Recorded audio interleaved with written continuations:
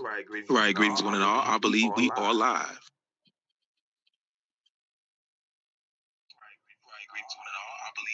Peace, everyone out there. How everyone's doing tonight? Peace.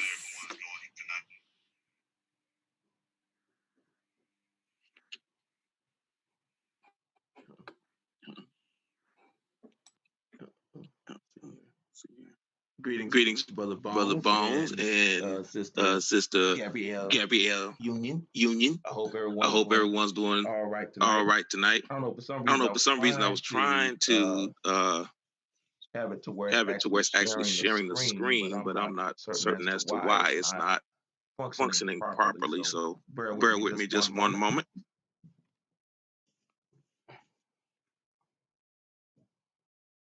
Like just go to YouTube and see.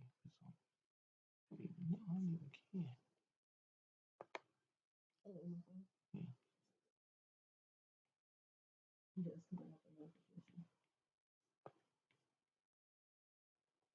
Yeah, it should be working. I don't know why it's not showing on the screen. It's showing on there.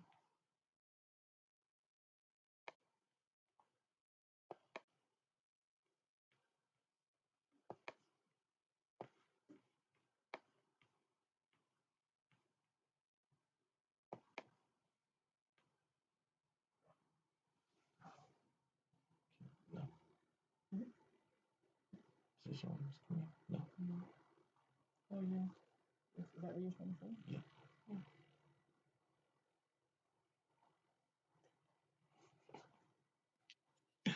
All right, I think We've we've gotten over gotten over all the all the technical technical difficulties here. I difficulties hope here. I hope everyone everyone can can hear hear me me loud loud and and clear, clear, and and it's it's not not an an echo. echo. That's what That's I was trying what to I was really trying to work really on. work on.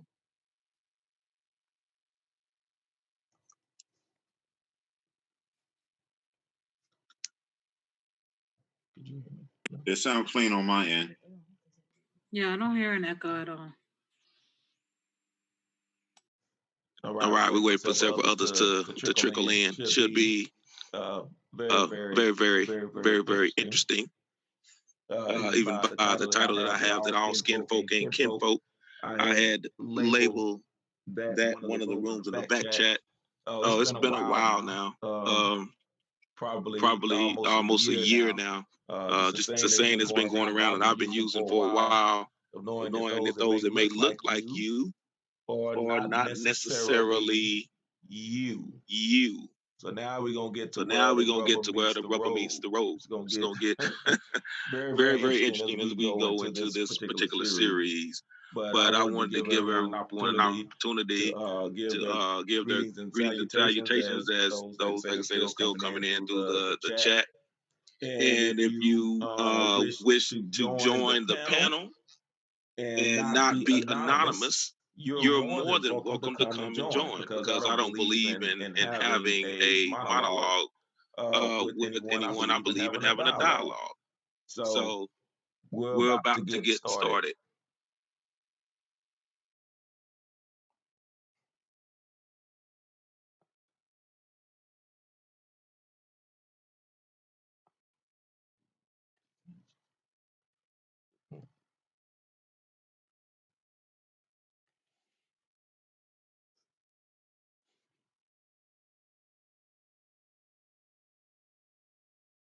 All All right, we're right, we're still still working through working through the the echo echo effect effect here. here.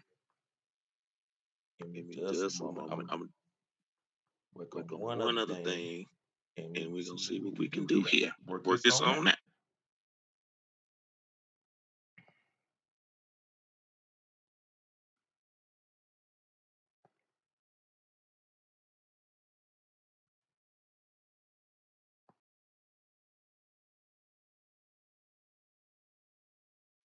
Okay, how about now? Still an echo? Yes, no, maybe so.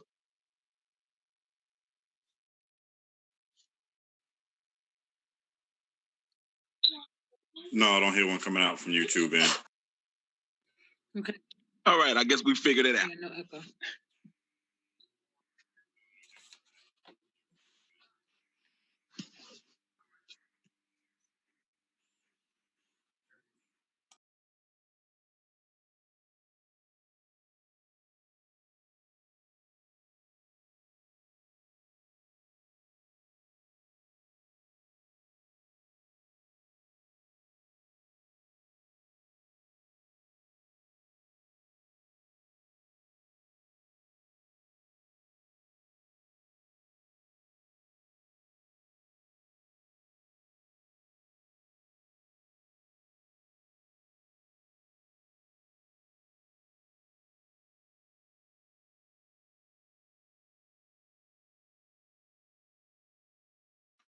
into. I'm sorry, I was talking and I was muted.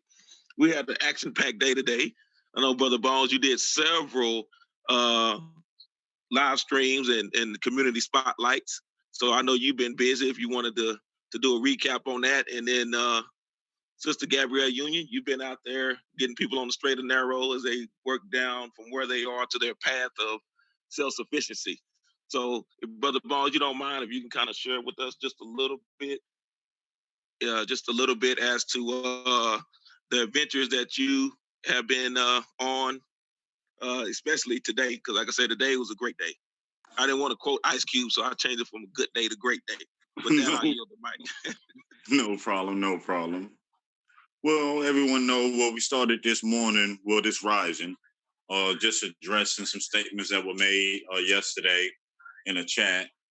And today got the chance to actually record the community spotlight, but because of the situations what's going on tonight, it'll be posted up for everyone to watch tomorrow.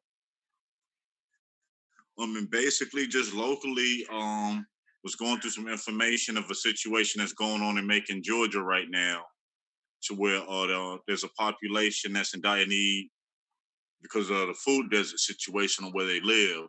So just been getting together with a couple of people to see what we can go up this weekend and get down on paper to start doing. Like I said, been one of them busy days and gonna be a long night. Well, I promise not to try to keep you too late here, and I appreciate you, joining on the panel. And we're gonna have another panelist join us, momentarily. But Gabrielle, you want to share it? I'll try. I need to stop calling you that because now I have people really. Yeah, you do. Man, that's who you are. So Yeah, yeah, that's my name now. But what is it that you want me to? you just kind of share the things that you've been up to today. I know there's some things that are that cannot be discussed at this time, Okay. for proprietary reasons, and I respect that. But you can just give that we're not just here shooting the breeze. You're actually doing things that are constructive and definitely beneficial to the community. Yeah, pulling in a lot of information as far as dealing with HUD Section 3 for North Carolina, um finding all contact information and whatnot, and the resources and where they're located and what's out there.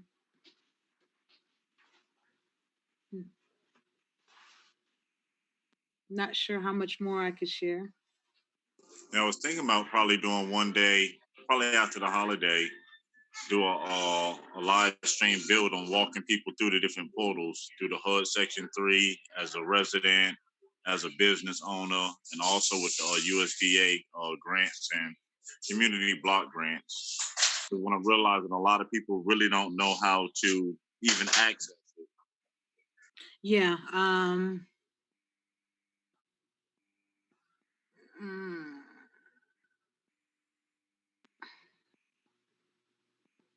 yeah. Because the portals, they have a lot of information on it. And you'd be surprised how much you find out diving into the websites and the web pages, and what and who's actually over what.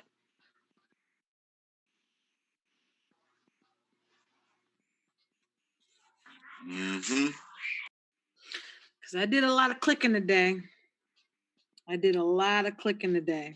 And I mean, it's there. I'm not saying, well, okay, it's there. So when you start pulling the information, you start pulling things um, for your county, for the district of the county that you're in. And then you start seeing who's, it's, what is it? Not ranks, not hierarchy, but levels. You start seeing who's over what, but just in your local area, just pulling that information that can be available to you online. There's a lot of resources out there. And I mean, it's on the web page. Sometimes it'll be labeled or worded a little differently, but it is there. I know I spent plenty of nights digging through it.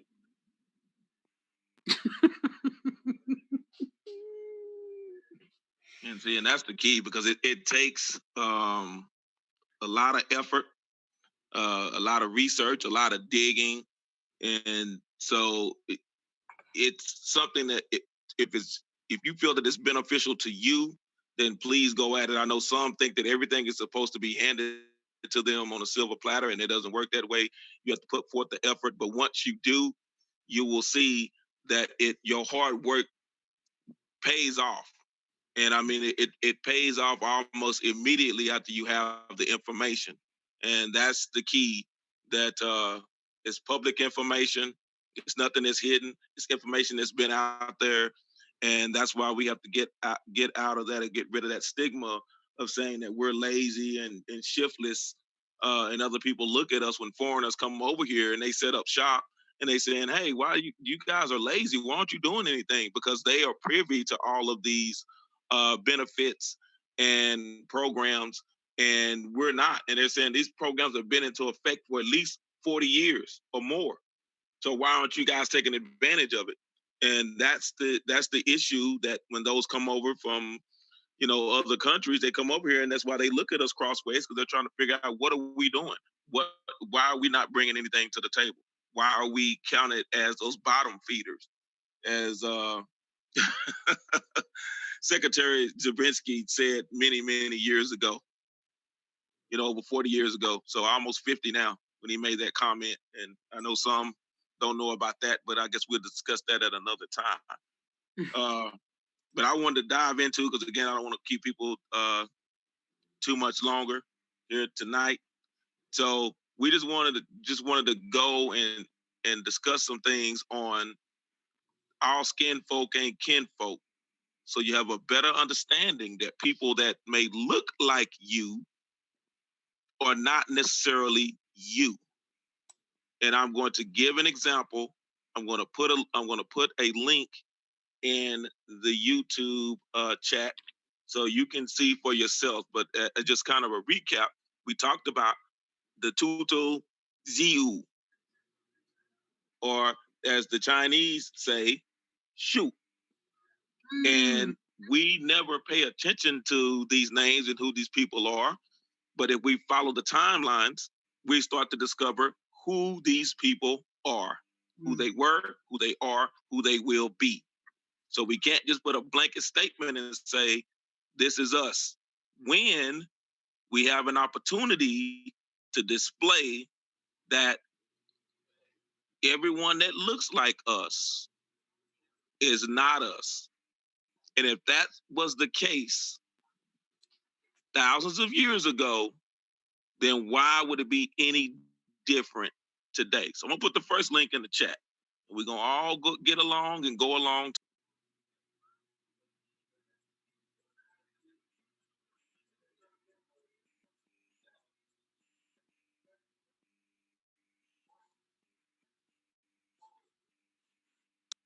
Before we get started, though, I want to give a shout out to those in the chat. I appreciate you all taking out time out of your busy schedule. Got James P. Gilmore, President James P. Gilmore, in case y'all didn't know. Got Joe, all the things your man won't do. Brother Kerry Bay, the carpenter's son, in case y'all didn't know. Y'all better figure it out. I'm telling y'all, y'all need something built to spec, y'all better go see Brother Kerry Bay, because he is truly the carpenter's son. Old Cliff Tiff, my sister from right down the street. Old Cliff Tiff. Michael Brown Harris, Cheek and Associates. In case y'all didn't know, you need a law firm, go get with Brother Michael Brown Harris, Cheek and Associates. So I put that first link in the chat. And I hope everyone can actually click on it and see what's going on. Did you get that link? Yep, I got it. Sister Gab, you got it? Oh, I'm gonna put you on the spot. It's a link. I'm gonna count on my inner Thomas and Thomas. I got you. Can you read that for me, Sister Gabby? I appreciate you. I can. Okay. The League of Mayapan, Yucatec La Mayapan, Maya glyphs was a confederation of Maya states in the post-classic period of Mesoamerica on the Yucatan Peninsula. Hold on. Okay. The main members of the league were the Itza, the Tuta Zu, Mayapan, and Uxmal. Mayapan means flag of the Maya before the league. The Itza were known as water witches. According to the Chalam Balam of Chamayel, in 325 they started immigrating to Bacalar from Patin. Patin. No, okay. Um, from from there, many of them continued northwest, where they conquered the classical Maya city of Yabna and renamed it as Chichen Itza. They lived there from 550 to 692. After that, for economic and political reasons, the Itza moved to Chacanputum, where they lived until 1928 when they returned to Chichen Itza. Okay. The Tutu Zoo. I hope am I saying that right? Yes, you're actually pronouncing it correct as far as what you would get in China. You can either say Jiu or Shu. Okay. So you're pronouncing it correctly because that's the way. If you go to Asia, that's how they would pronounce it. Okay. Thank you. Okay. The Tutuzu were known as overflowing virtue. In the 7th century, they migrated to Yucatan. There, their leader, Zuto, Tutu Zu, nicknamed Chak Utzil Hun, founded Uxmal. The date that this happened is disputed by a codex from Titamen and another from Mani. In 869, Amika Tutsu Zu, ruler of the Tutsu Zeus, moved to Zutmal from the Nonahal. The Nonahal's location is unknown, but was probably in Patin. It also might have been another name for Potochin in Tabasco or Tula. The Tutsu Zoots were the main group of people forcing the Itzas out of Chichen Itza. Chichen Itza. Kokom. The Kokom were known as the lineage Just of. give it just a moment before you go to the cocoon. Okay. The Itza that they're saying that the Tutu Jiu or the Tutu Jiu forced out of Chichen Itza were not Itza. They were imposters. You're going to find out who these imposters are a little bit later. I touched on it last week, and some people were like, what? So we're going to get into who these perpetrators were. And again, you're going to find out that it was Itza, the true Itza, came back to Chichen Itza and had an allegiance with the Tutu Ziu to remove the Itza imposters. So go ahead. Kokum. The Kokum were known as the lineage of the wood pigeon. They lived farther to the west and forced the Itza out of the Chakamputum. The Itzas spent 40 years living in the rainforest. They called it Zulatmu, living under the trees in ash and poverty. Who are the Kokum? The Kokum or Kokums were a Maya family or dynasty who controlled the Yucatan Peninsula in the late post-classic period. Post-classic. What's post-classic? See, they try to get you with these terms and using post classic, and this is after what they say the height, after the height of what was known as the Mayapan. So this is getting you closer to the It was the conquistadors coming over. it was the Mayan civilization. The post classic was the Mayan civilization, was the Mesoamerican civilization. Right, but when they say post classic, they're talking about after the peak of the what we know as the Maya pen we read earlier of these city states. Gotcha. And how it was set up, and they had they had the state set up in the districts, the whole nine. It is what they did. Well, I'll put it this way: what's going on in the United States today is an exact replica of what the Maya were already doing, which the Maya got it from the Shi or the Alabama or the Olmec, because they're the same people. They're just descendants of the Olmec. The Maya didn't do anything any differently. And they will tell you that. They came from the mother civilization. That is what they call the Olmec, or we know them as the Alabama or the She people.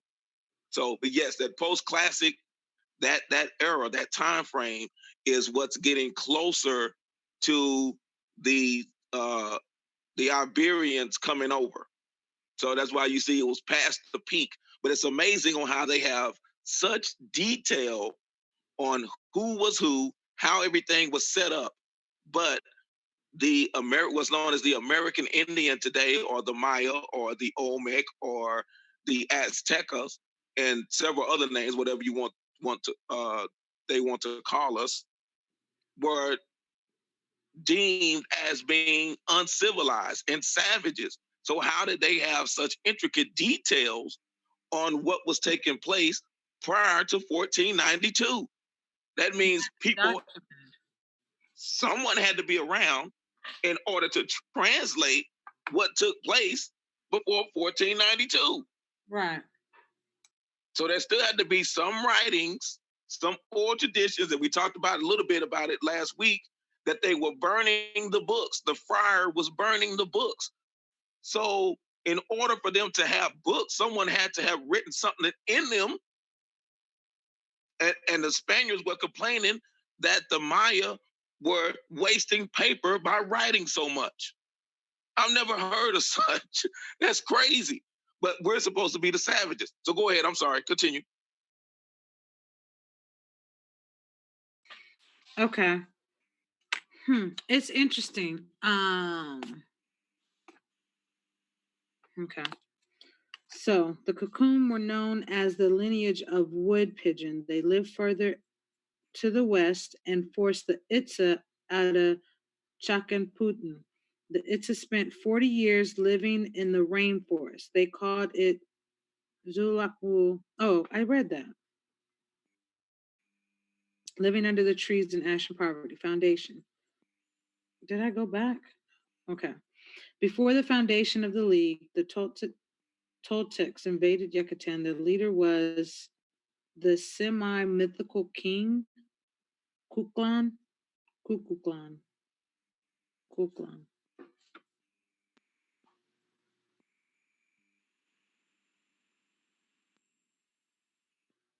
Yes, continue. And that's it. And what they're doing is they're bouncing back and forth in time, because they're saying that the Toltecs came under the auspices of Kukulkan, which most people know today as Quetzalcoatl. That can't be the case, because the face that you find when they say in the Mayan calendar, the calendar that had ended and the world was going to end in 2012, that face with the tongue sticking out and he's a bearded man is Kukulkan. And the Maya tell you that the Kukulkan, the sundial or the calendar, the Mayan calendar, was actually the Olmec calendar. So how could the Toltecs bring Kukulkan when the Olmecs are older than the Toltecs? How can you bring something? This is why I said when you understand the culture and who's who, the Toltec you're going to find out are foreigners. But it's going to blow your mind when you understand that they are foreigners But when you see who they are, then you're going to understand when I say all skin folk ain't kinfolk.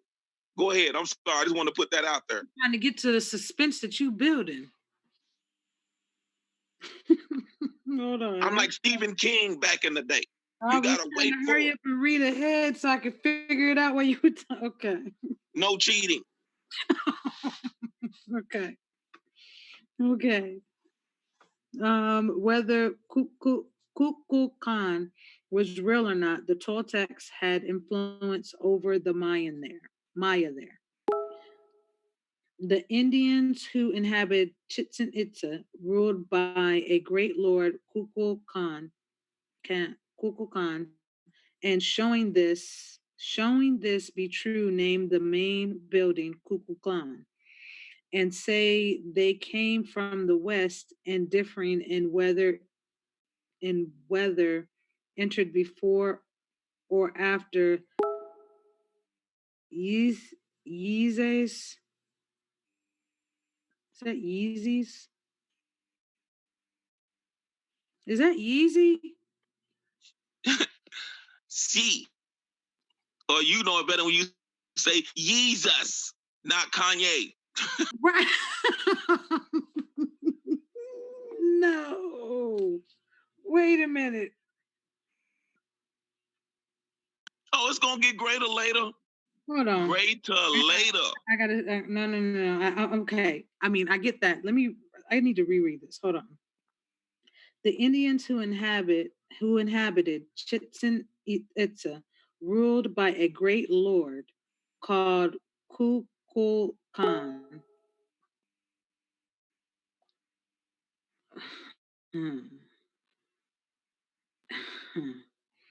And showing this be true, name the main building Kukulkan, and say they came from the west, and differing in weather, entered before or after the Yeezus, or with them, and said they were well prepared and with no wife or children, and say that after his return he was taken into Mexico by one of their gods called Setzalcoatl.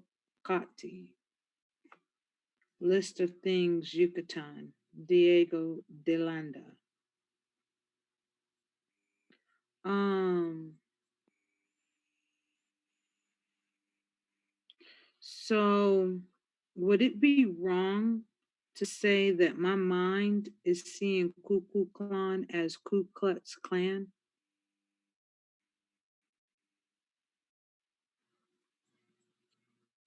Told you it's gonna get greater later. You're gonna realize these names that they're using and what they're doing.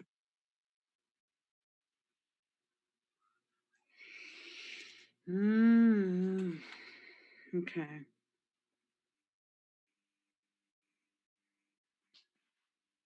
Keep going. Mikat Tutuziu is considered the ruler who founded the League of Mayapan in 987.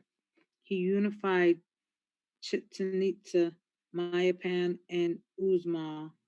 Chichen Itza being the main city with populations of approximately 50,000 people. 50,000 people. He continued to incorporate other areas, Zama, Tulum, Ichpatan, Itzama, and the Kukum region.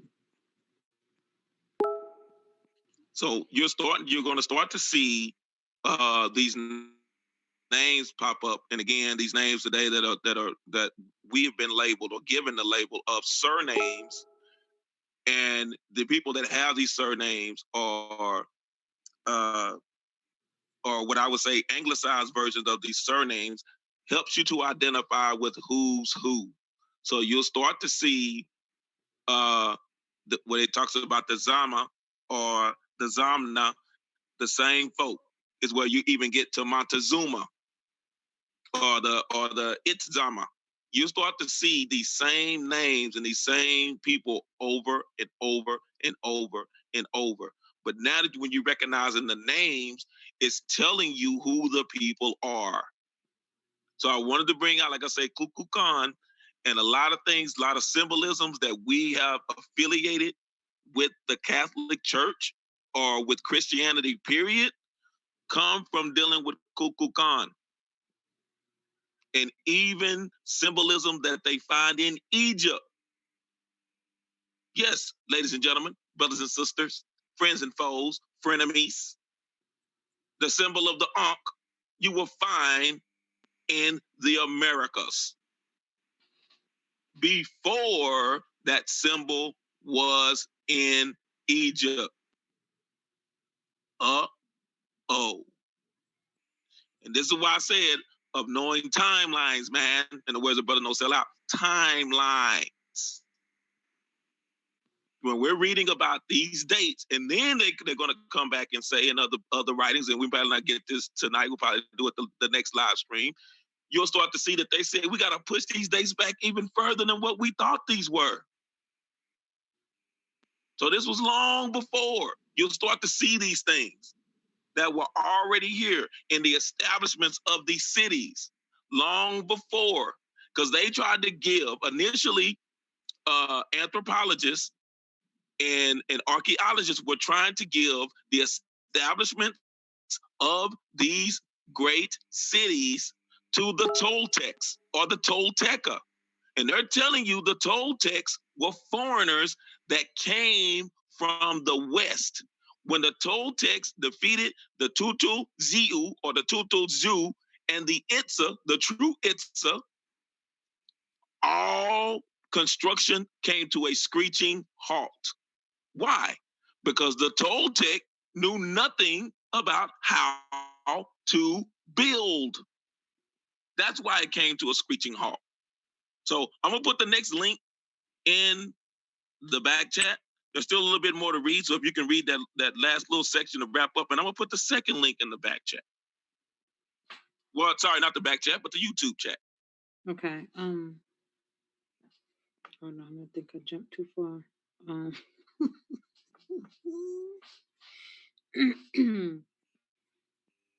Okay. In 1175, the league began to disintegrate. Disintegrate. A cocoon man named Sil Ka'at was ritually thrown into the sea note. Okay, so I read this as sea note. Is it cenote? Of Chichen Itza. Cenote being the Spanish term for the Mayan word denotes, denote,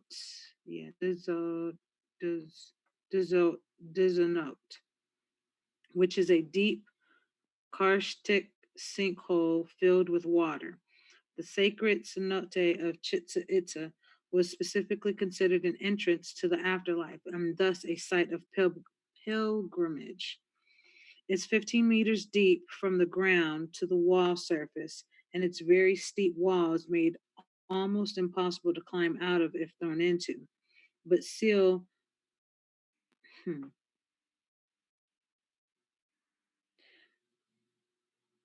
but Seal managed to survive and climb out, which he used as a sign of his divine right to rule and proclaim himself a Jah. A, a Jah is a pre-Columbian Mayan political title attested from epigraphic inscriptions. It is also the name of the 20th day of the Tol Tolson, the Mayan divinatory calendar, on which a king Katan ending rituals would fall. Interesting.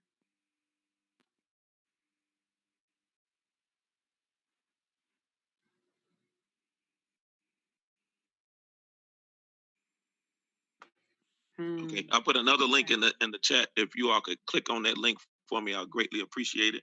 For those that are following along. Oh, I'm taking it slow, and then we're gonna go real fast. So when I tell you all to buckle your seat belts, you'll understand why.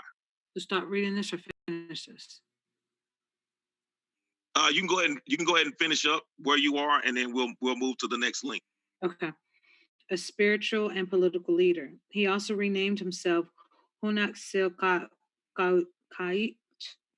The Itzas did not fall for this ruse and negated to recognize his authority. Sil gathered many followers from Mayapan and the Kukum region. In 1194, Hunak Sil Kaut delivered war on Kak Zipchak, one of the Kukokum, the four rulers of Chichen Itza. The other three Kukakum and his brothers were Sakzip Chak, Chak Ik Yum, and Unyun Chak, also called Upuk, Puck, Puck. All Itzum, all Itzum, all Itzum, Chak was also one of the Chak brothers. The Chak brothers. He ruled Itchakanzihu, also known as Tho in present day Merida. Legend of the depopulation of Chichen Itza. Scientific data points to the fact that Chichen Itza declined before the rise of Mayapan as a regional power, but ongoing research is currently being done in several Maya sites, so there's not any chronological certainty yet. However, traditional sources, which are often mixed with fantasy and legend, say that Hunaksil Kait had a daughter named Sat Nit Nikte Nikte in Yucatec Maya. Saknikte, meaning white flower. Saknikte fell in love with a member of the royalty of Chichen Itza named Kanak Kanak in Yucatec, meaning black snake.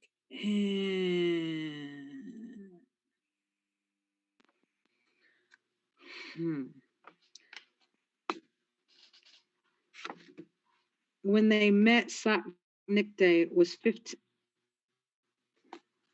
Hold on.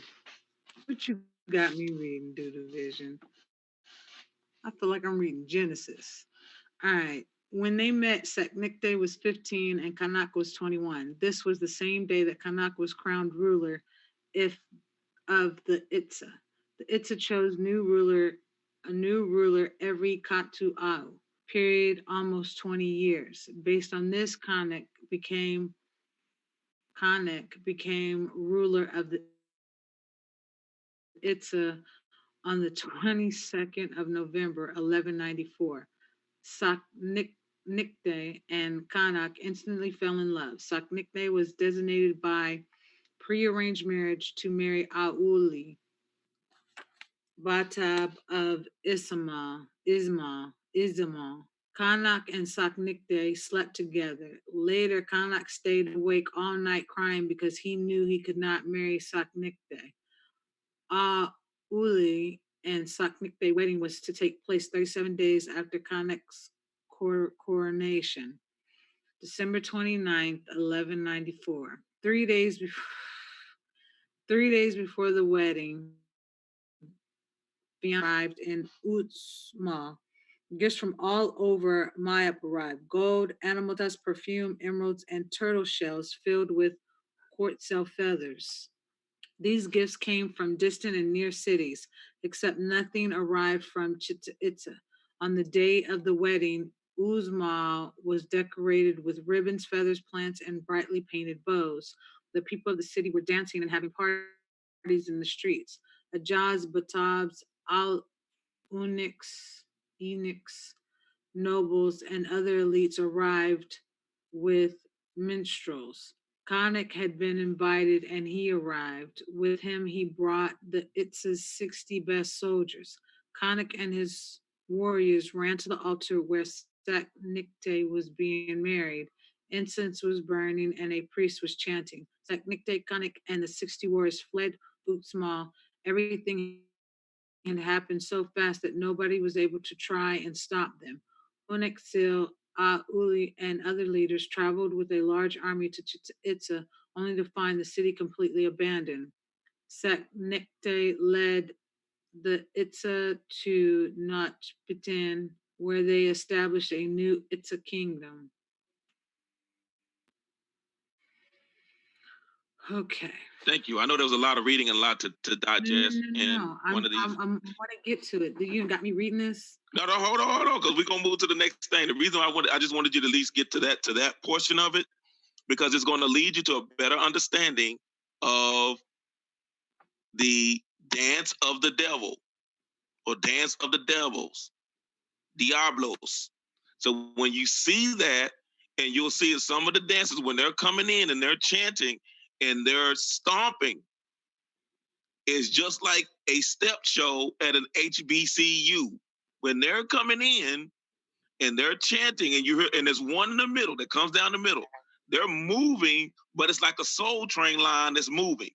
And the one that's coming down the middle is the priest. You'll either see him with the whip, you'll see him represented with a sword, or you'll see him represented with a gun. But it is a wedding processional that is taking place. And these Diablos are, they call them the black ones, the Ik or the Ek that you will read about. Again, they call them the black devils. See, they've taken that part off. But they call them the black devils. So they're coming in, and when they're doing this wedding processional, you will see a woman. I don't know, sometimes they do it. They have a man dressed up in a woman's wig. I don't get into all of that, and I explain all of that at a later date. But they have a woman that is represented, and then the man that's coming down in the middle, after the priest comes through, coming down in the middle, he will pick the woman up because that is his bride. Just like you do today when they say pick her up and take her across the threshold, that is what they're doing when they're chanting in the streets. Look at the dance of the devil. They were already here. And what threw the Spaniards off is because the people here, the Maya here, they were calling the Carib, when the Spaniards had stopped in the Caribbean islands and were picking up Indians from there, they called them Kissenbosch. So that same Kissenbosch is what you will find and you will see when you see the dance of the devil. Oh, thank you, sir. Sharing the screen. Woo! See, that's what's good when you have a good production team. I hope everyone can see that in the YouTube. Not what I pulled up. No, that's the executive producer back there. Yeah, because I was like, okay. That's what's coming up next. That's what's coming up. But I know that was very detailed, Sister Gabrielle Union, but I know you like to read. So when you go back and read it, then you can close your eyes and imagine a moving soul train line, because they're stepping, and you're going to hear the turtle shells, with the seashells inside of the turtle shells. You know those instruments today, better known as maracas. And then they take the jawbone of a mule or of a donkey, and they have a stick rubbing on. So you not African. I'm so sorry. Watch them step, and then you can watch the HBCU step show. Yep. Watch any marching band when they come in. Watch FAMU when they come in. Watch Grambling State, Southern. Watch Howard when they come in and they're marching in.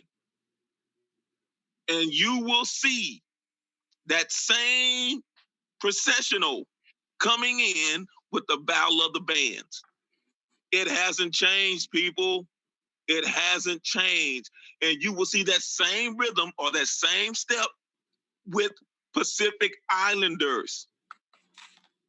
Check out those from Tonga when they come in. Matter of fact, here in Texas, there's a team called Euless Trinity.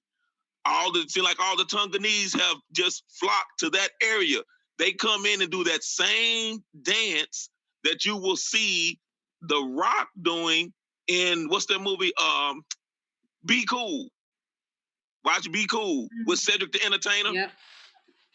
Watch that scene when he comes in, when what's her name, Christina Young is singing that song, and then he goes and he does his little step and hook, hook, hook. It's the same thing. The same thing. So you're gonna start to see the relationship between those in the Pacific Islands and those in the Americas. It hasn't changed.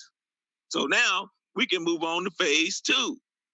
If you could for me, Sister Gabrielle Union, if you could start reading what Brother Thomas had placed on the screen, and we're really going to focus on this picture. One of the Cocoons was a Mayan people of the Mesoamerican post-classic period. Actually, the Cocoon group was a branch that separated from the Itza people after the rivalry held with the Zul Tutul, and that led them to.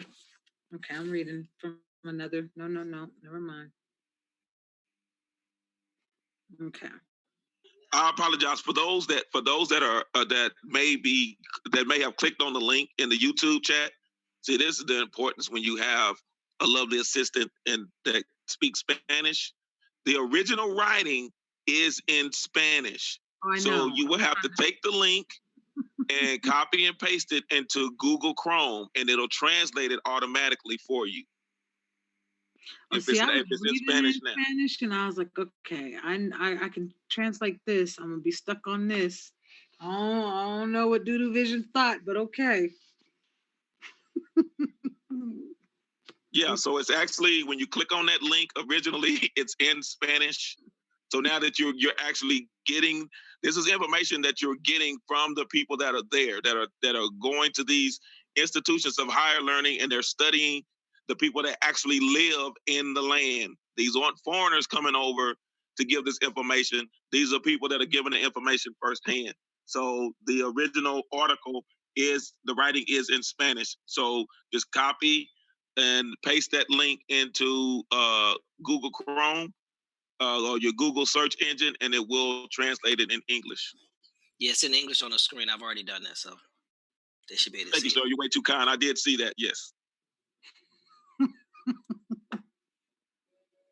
You're not going to adjust the screen anymore, are you? No, ma'am. I didn't realize that's what you was reading from. My bad. Okay.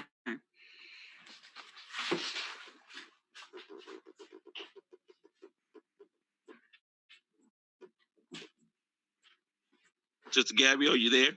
Yeah. I apologize. Okay.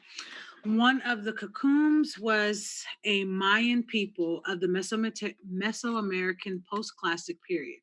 Actually, the Cocoon group was a branch that separated from the Itza people after the rivalry held by the Zututul and that led them to withdraw from the city of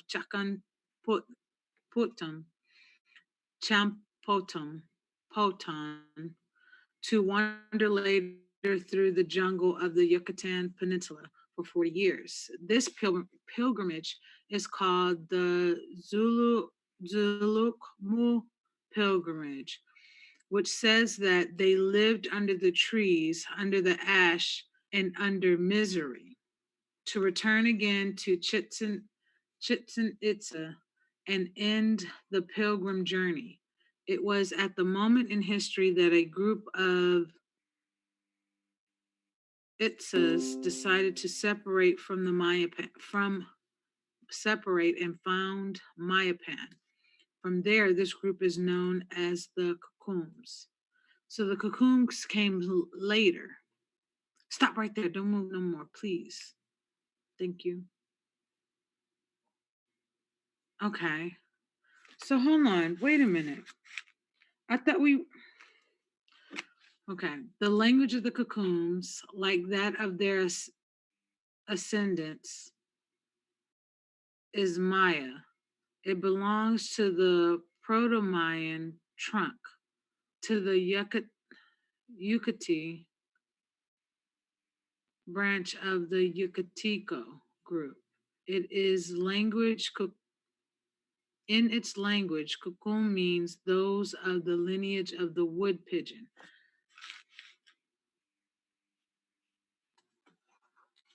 This indigenous group was one of the three members of the so-called Mayapan League found between the years 1907 to 1007. Together with the Itzas and the Tutus, who occupied and dominated the Yucatan Peninsula until its desolation in the mid 15th century. This archaeological site of the city of Mayapan, which, as I mentioned earlier, belongs to the late post classic period, is located south of the current state of Yucatan, Mexico, about 40 kilometers from the state capital of Merida. We read it about it the other day where they built the city on top of they built okay, sorry, about 40 kilometers from the state capital, Merida. The city that founded the Combs came to have, at the time, a population that was around 12,000 inhabitants. The Cocoon people or group is recognized by experts as the bearers of the so called Maya Toltec culture. Scott, as the who for the who? The bearers of the so called Maya Toltec culture. So now you're going to see how they kept interchanging Itza and say these were Itza, that was Itza. No, these were Toltecs posing as Itza. Well, I got another question. All right. Go ahead. So the other day, when I clicked on, it was when they said the Spanish, how it was like the Spanish invasion was the primary, one of the main or primary accounts events that was successful.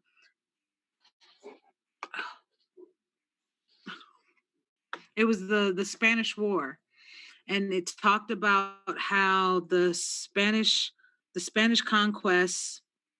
It was the French. It was the French Spanish, which is French, and the Germans that invaded in what we call Mexico now, and built their city built on the ruins. They built their capital on the ruins of Mexico City.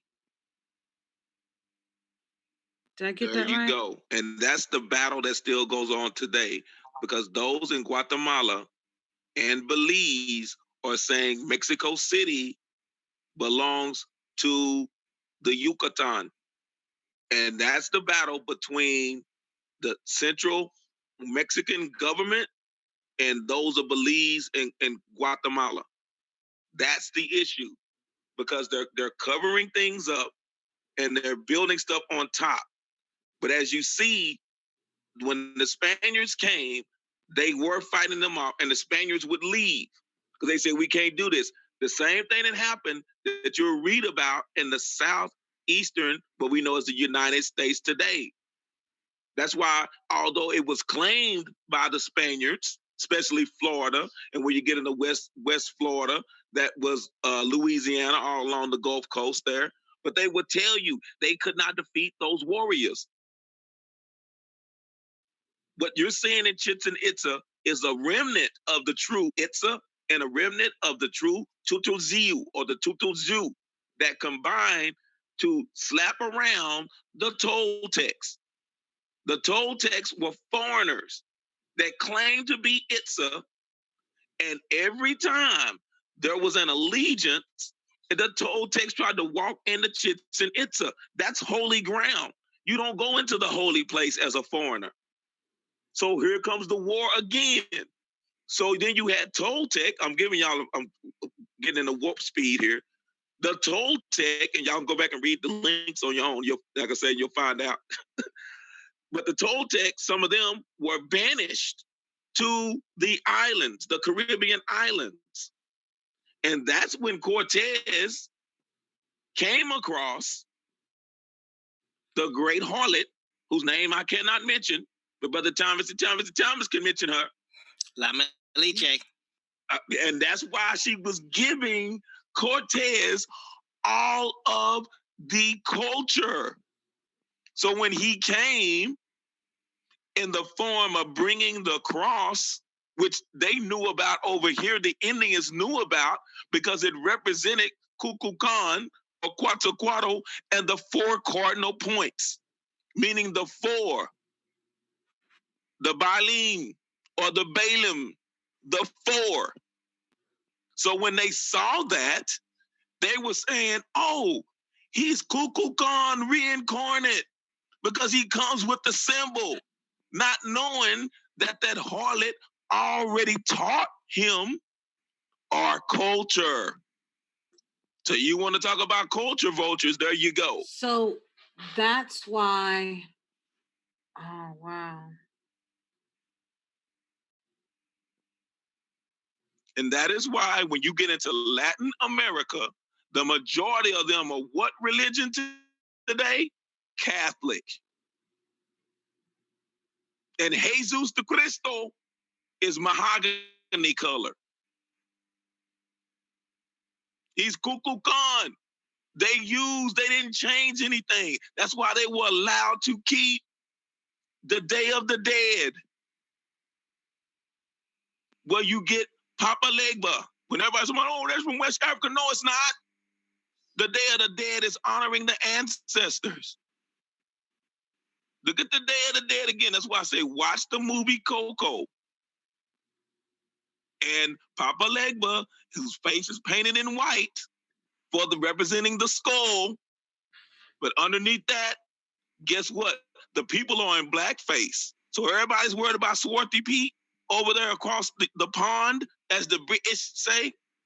But they won't say a mumbling word when it comes to the Day of the Dead, because those people are in blackface. Look at the videos on my channel. Go down there and see for yourself.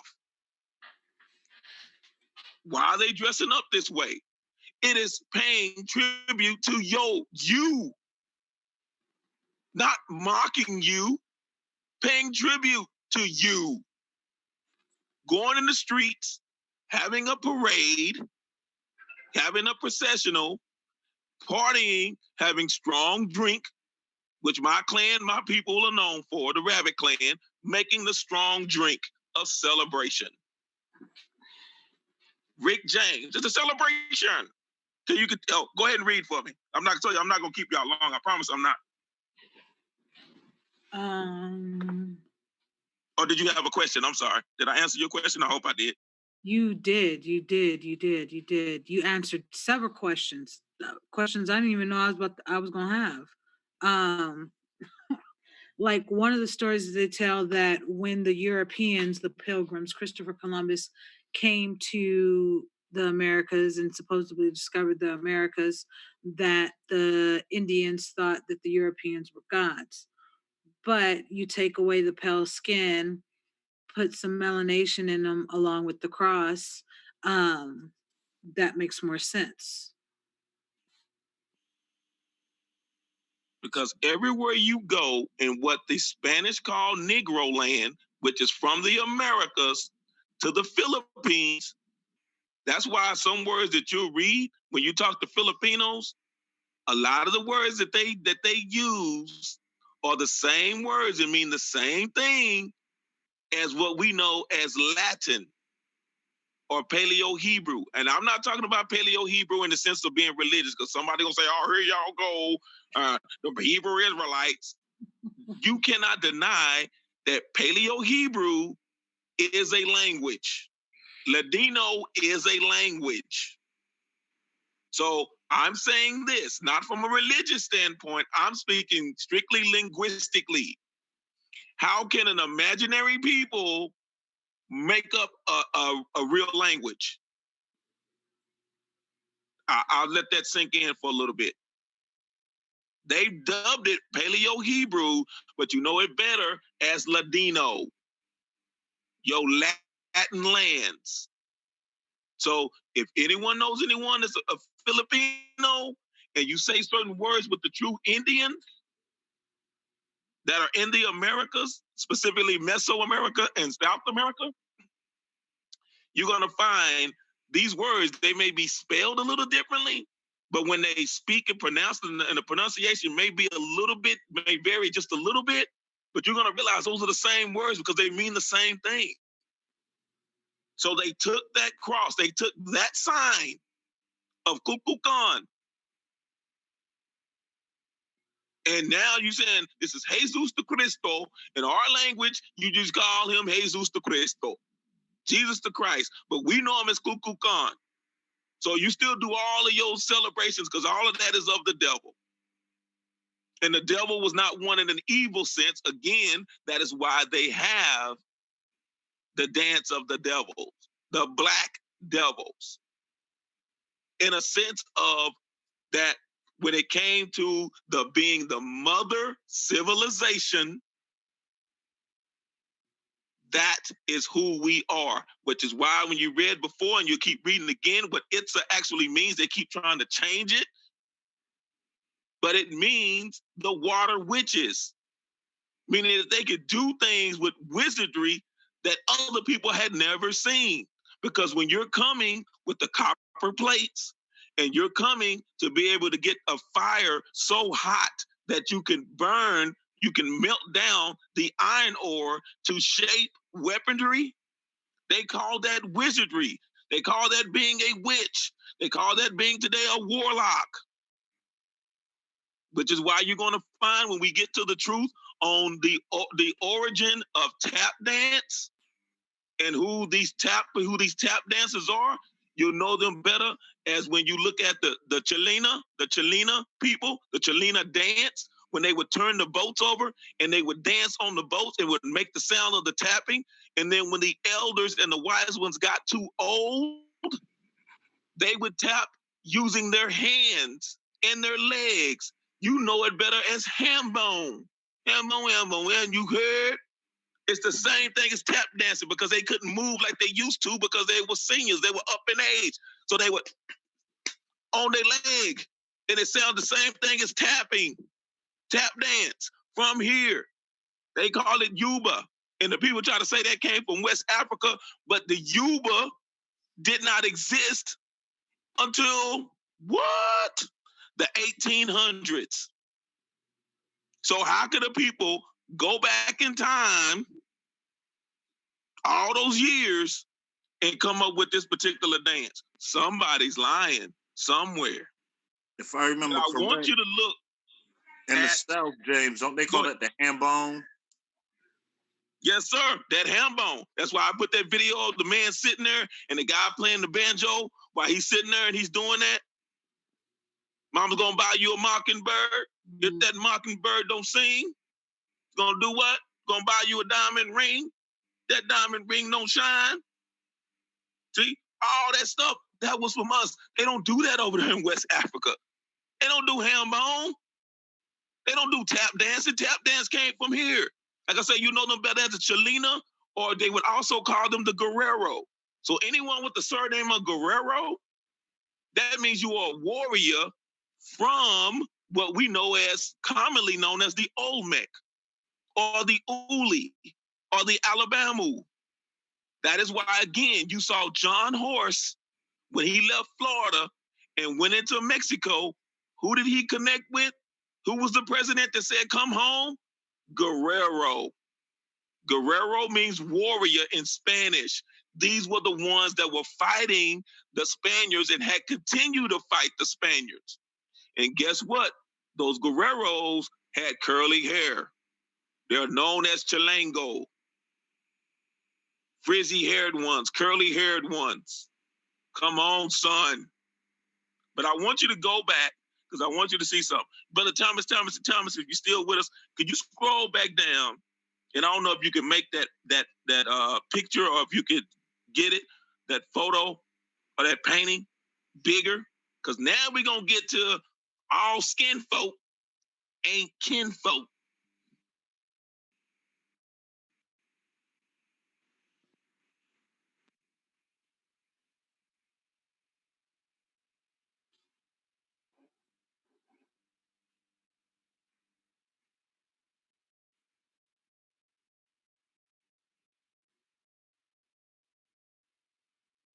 Did we? That picture right there is so vital because you'll see people talk about, oh, this is us, that was us, this was them, that was us, and that was us, but they never separate who the people are. Because I want you to look real closely. The people that are standing up look like the people that are on their knees on the ground. And I give it to you deeper. Look at the second one from the left. He has those same locks just like the ones on the ground. They look alike.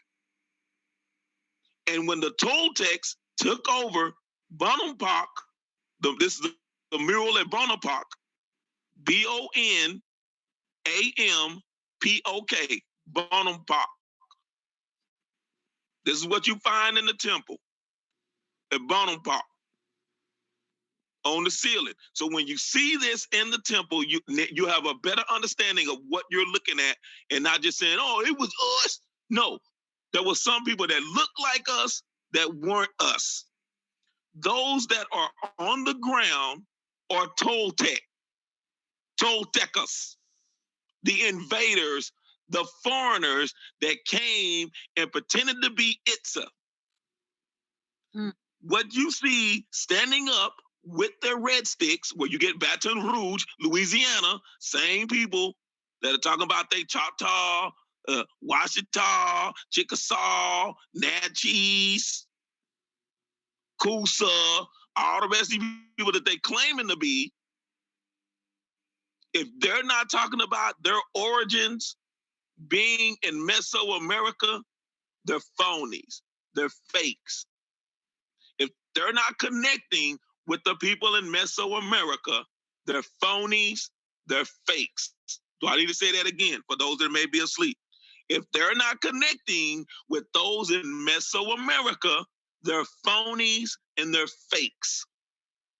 Again, Cobb, Grand Rising Show, showed you again, talking about John Horse, Seminole from Florida, got with President/General Guerrero, and General Guerrero, the president, said, come home,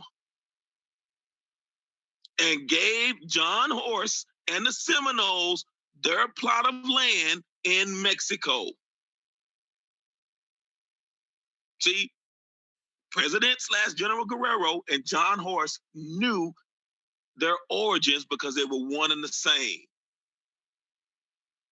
See, we've been duped into thinking that the Rio Grande is that's them and that's not dealing with us. Come on, son. Now, on the surface, if the guy second from the left in that photo, in that painting, second from the left were to take his gear off and he was just get on the ground with the rest of them, could you pick him out of a lineup from the rest of them? No, you could not. But you just read that the Toltecas were foreigners that came over and tried to take over Chichen Itza the first time.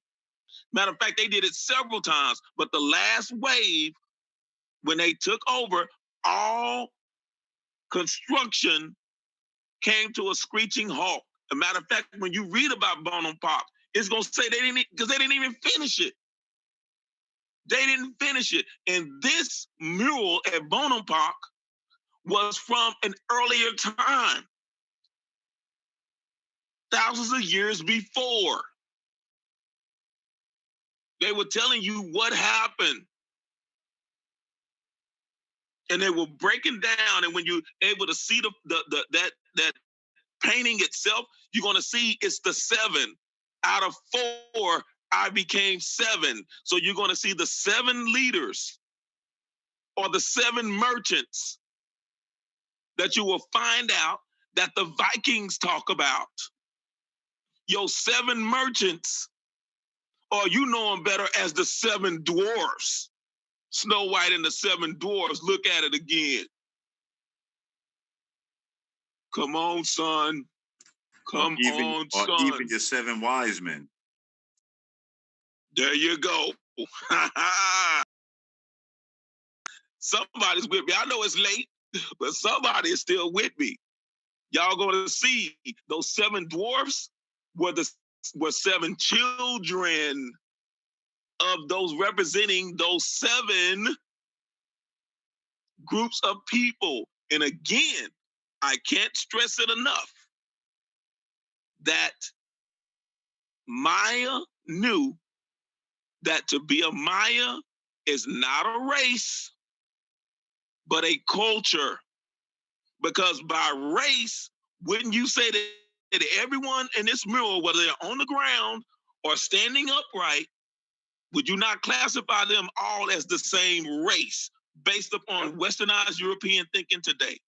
That's a question I'm gonna put out there. It's not a rhetorical question. Anybody can answer what they feel like. Yes, you would. So if the standards were that then, and they knew these were separate people, and so you wouldn't get it confused, they cut off the foreskin of their fingers. That's why I say go back again and read that story about David when they told him, go and cut the foreskin off of the enemies. Nobody's touching, oh, it's late night because I can say this, and I did mark it's not for children. Nobody's cutting the foreskin off somebody's private area. Come on, son. See how they trick you in the body? You're like, oh, no, they did. Why would you do that? Why would you cut? Because here's the kicker. Why would you cut the foreskin off of your enemies? And then later on in that book that you call the Bible, they were told, they said that the Lord your God told them to cut off the foreskin to show that you were circumcised unto me. So why would you do to your enemies the same thing that the Lord your God told you to do to your own people? Wouldn't that make you one? Isn't that contradicting each other? But when you read that about what David did about the foreskin and bringing back the foreskins to the king, which is the one that's standing there in the jaguar gear that's standing in the center. And what are they doing? They're up there holding their hands up and they're cutting off the foreskins of the 4 fingers and presenting it to the king or the second, the chief. So you would know who is who. So in case you get it confused, because if that gentleman that is the second from the left on the photo of the painting were to take his gear off. 7 Dwarfs. That song, hi ho, we're off to work we go. All right. A ho is like saying amen or in agreement. That's one thing that came to mind. The other thing is that cutting off the foreskin.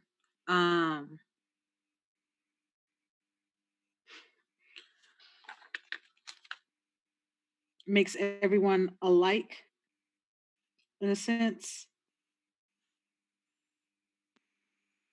which is like that stereotype of fear, if that makes sense.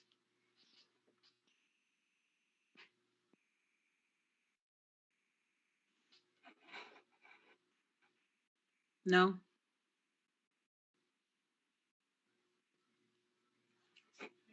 Yes, you are correct. I was checking some things because I looked in the chat and it was saying that the stream was offline. I thought y'all was doing that.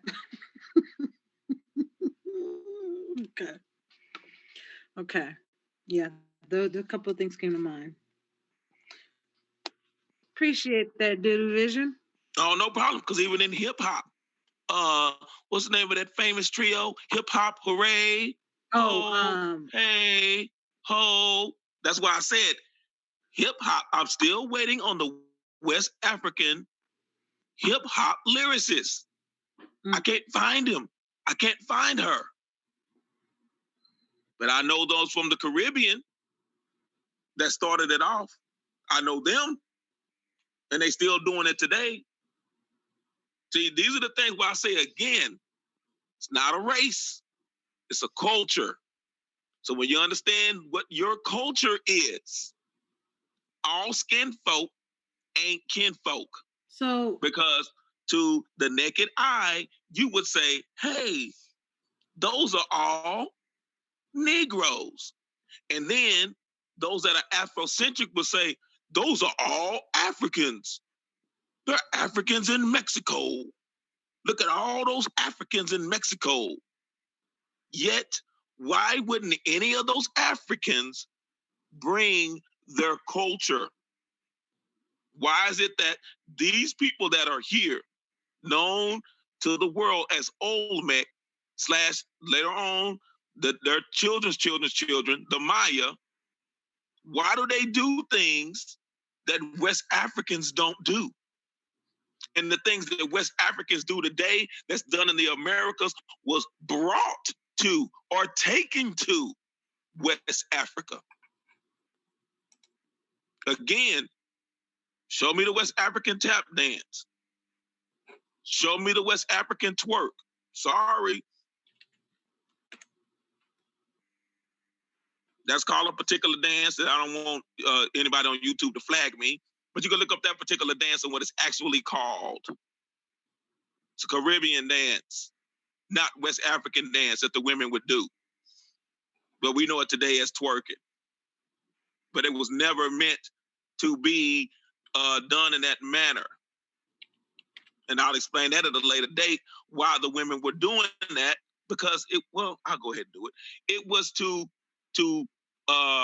smooth out or start to grind out the corn to make cornmeal. They also did it to dealing with the cocoa or the sava. It's the same thing. Same thing. We've been fooled. We've been duped. But I wanted to focus on that painting, the picture of that painting, for that reason. So please bear that in mind when you hear him, oh, that's my brother, because no, they're not. Every brother that calls you brother's not brother. And like I say, just study the Tutu Ziu or the Tutu Zhu and the Itza, the true Itza, and the battles they were having with the Toltecs. And you'll find out again that great harlot was a Tolteca. Oh man, he said we offline. What's really going on today? Hold on.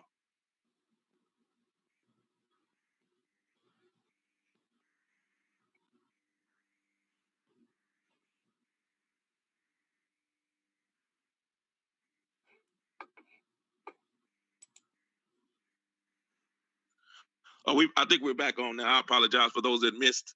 You have to go back and listen to the rebroadcast because I was on. Maybe it doesn't like our rant, Sister Gabrielle Union. I don't know. I think we're back on now. I think we're back live. But earlier was saying stream was offline. So we're back on. I apologize. I didn't mean to get again. I get on my tangent. Y'all just put me to the side. But brother Thomas, I appreciate you enhancing the picture of that painting. I don't know where we left off on the reading. So do you remember? I do, but I got another question. Okay, go right ahead. So the Spanish, the Mexican-American War, the pushback. Okay, so, and just keep me on track if I'm going too far in my thinking. So the Buffalo Soldiers get a lot of recognition for a lot of different battles, wars, and whatnot. But the Buffalo Soldiers were, and I don't know if instrumental would be the correct word to use, but were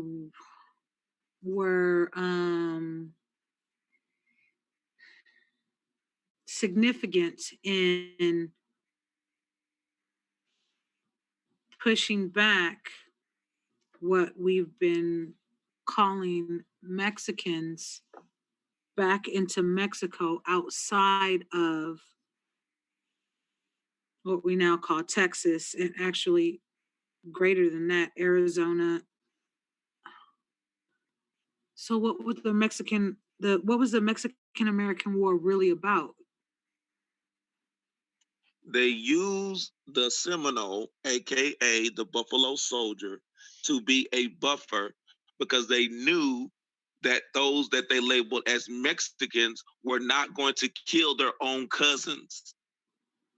That's why you have all of these Seminole establishments all along what we know as the Rio Grande. And so That's why you're not going to kill your cousin. Although your cousin's on the wrong side, you're still not going to kill your cousin. Why do you think you don't read about any of these European looking troops going down there? It was the Seminole / Buffalo Soldiers. All these different infantry regiments we've been doing for the last couple of weeks. Why were they sent down there? You're not going to kill your cousins. You're just not going to do it. So they're not going to kill their cousins, but apparently the Seminoles and Buffalo soldiers were. That's fabricated. Yes, there were some skirmishes and there were some battles where they died, but it wasn't as thousands of deaths here and there. That wasn't happening.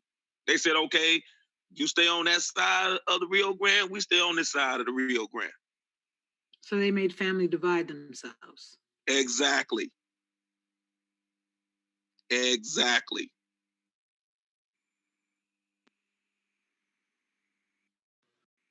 The same thing they do today. And that's why I said I give the prime example, because we have a lot of Dallasites in his house tonight. All you have to do is go down Interstate 35.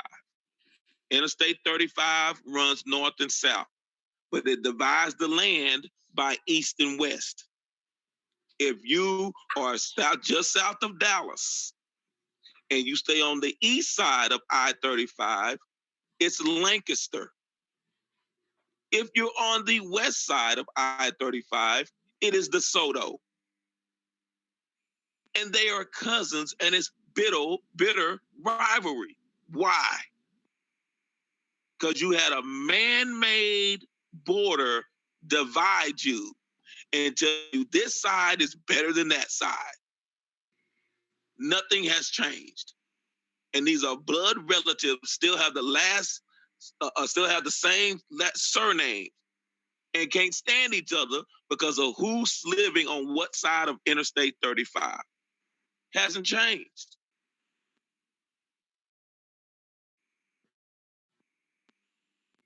Hope I answered your question.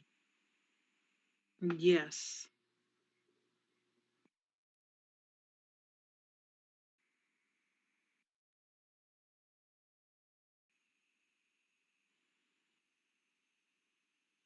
James, quick question. With the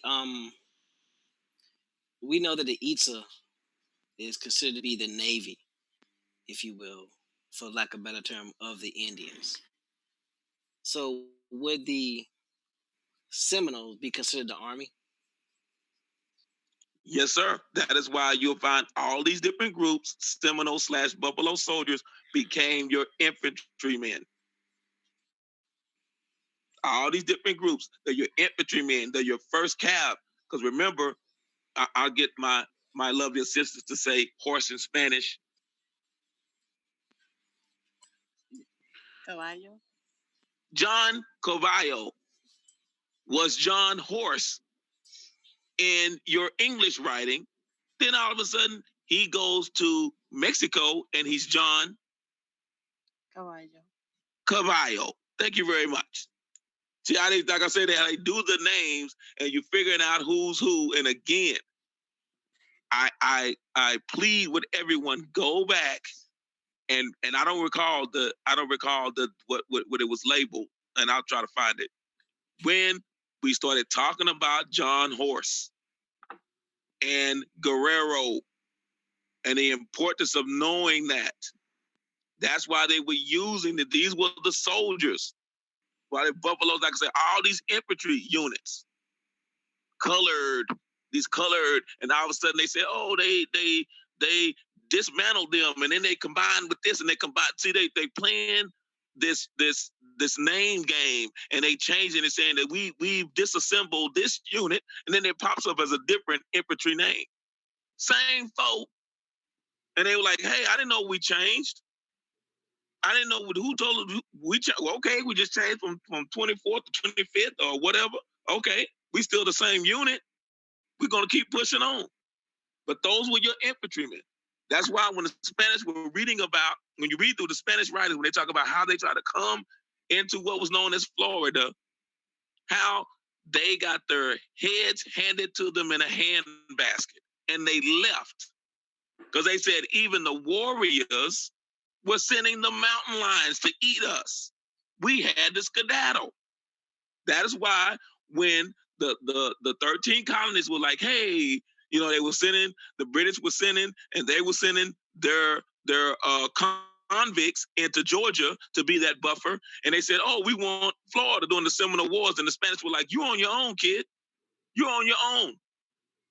And that's what was making Andrew Jackson so mad. He said, wait a minute, you control Florida. It's Spanish Florida. They're like, nope, we don't have anything to do with it. You do what you want to. Because we've already been over there and tried to take over and we couldn't. So knock yourselves out. I yield the mic.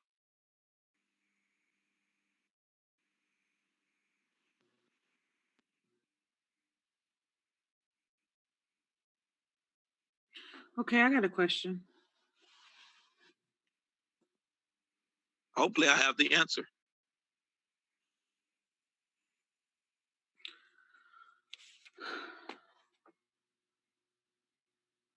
So,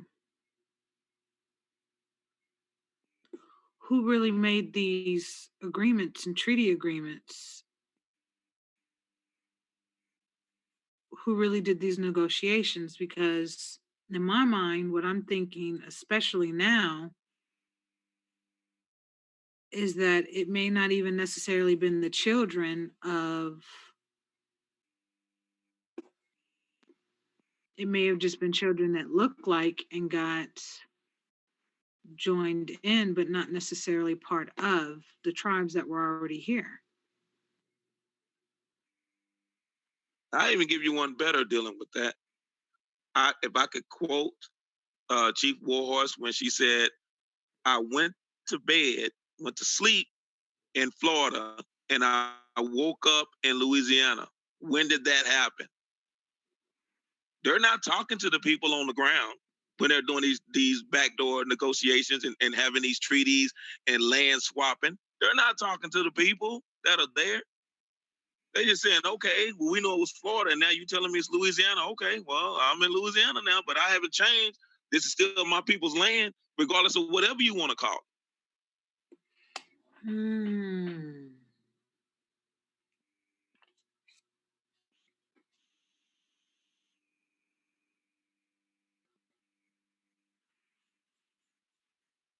And that's how they get you. You notice, like I say, all these names start to change. But when you get south of the Mason-Dixie line, when you're coming into Dixie, they didn't have time to change the names. There were too many battles, too many wars going on. Well, should I say too many battles of the endless war? Because they could name them all these different wars, but you'll realize these are the same people fighting over and over and over. They're just battles. You had a time of retreat and rest, and then you start fighting again. And they say, "Oh, this is such and such war. This is such." Because how do you go dealing with the war with the Natchez, because you had to destroy them because they were your fortifiers. They were the ones that were building your forts. You went from that, then you spin around, and then you go into the Revolutionary War, and then you turn around and you go into the War of 1812 while simultaneously going into the Creek War. These were the same battles with the same folk. How do you do that? Then you go from there to the Seminole Wars. How do you spin off into all these different wars? These are the same battles with the same people. They have bamboozled us into thinking, oh, they did this and they were great and they did that. No. All it was, again, they're fighting using proxies. Hasn't changed. But before the hour gets too late, Sister Gabrielle Union, do you mind picking up where we left off on the reading, because I want to make sure, and I want to see if anyone has any questions in the chat. And I apologize. If you have any questions or you'd like to come on the panel, come on down. In the words of Bob Barker, I yield the mic. Okay. The disputes over the control of the Confederation, which had its headquarters in the capital of the Cocombs, ended with the defeat of Itzas, who again abandoned their capital, Chichen Itza, and settled in the Guatemalan Petén, where they founded the city of Tayasal. The story goes that in these disputes over control between the years 1175 and 1185, there was a progenist named Hunuk Sil, who after being thrown, I read that, didn't I? Who after being thrown into the sacred cenote of Chichen Itza and surviving him, he miraculously was proclaimed Halak Unik, declared them war against Itzas and defeated them, causing their flight to the south. This happened at the end of the 13th century, and from that date, the Kokum group became the dominant of the league that bore the name of its capital, the Mayapan League. Nevertheless, in this historical passage of rivalry between the Kokums and the Zus of Uxmal, it is noted that to maintain power, the Kokum group received help from the mercenaries of Akonal. But still, between 1441 and 1461, the attack targeted by Oxpan Zu ended all members of the royal family. So they're saying, okay, to all but one of the children who was in Honduras during the events was the one who returned and found the city of Tobolon, which in Mayan means we were judged, was the beginning of the Federation of Sotuta. Can you scroll up for me, please? Thank you. No. Go down some.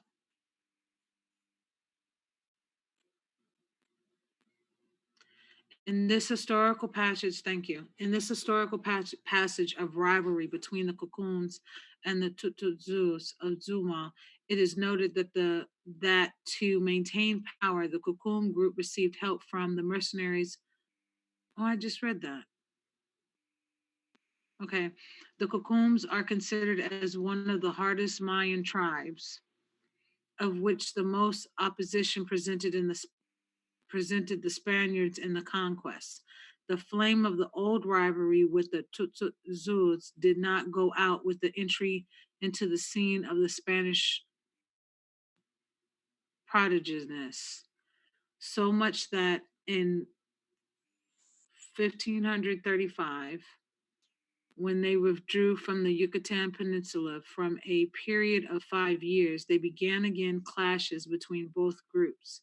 In this episode, it was Nitchik Kukum who directed the Kukums of Sotuta, the one who defeated Adzum, thus consummating revenge on Mani's Zututu. A little bit more, please. Okay, that's it.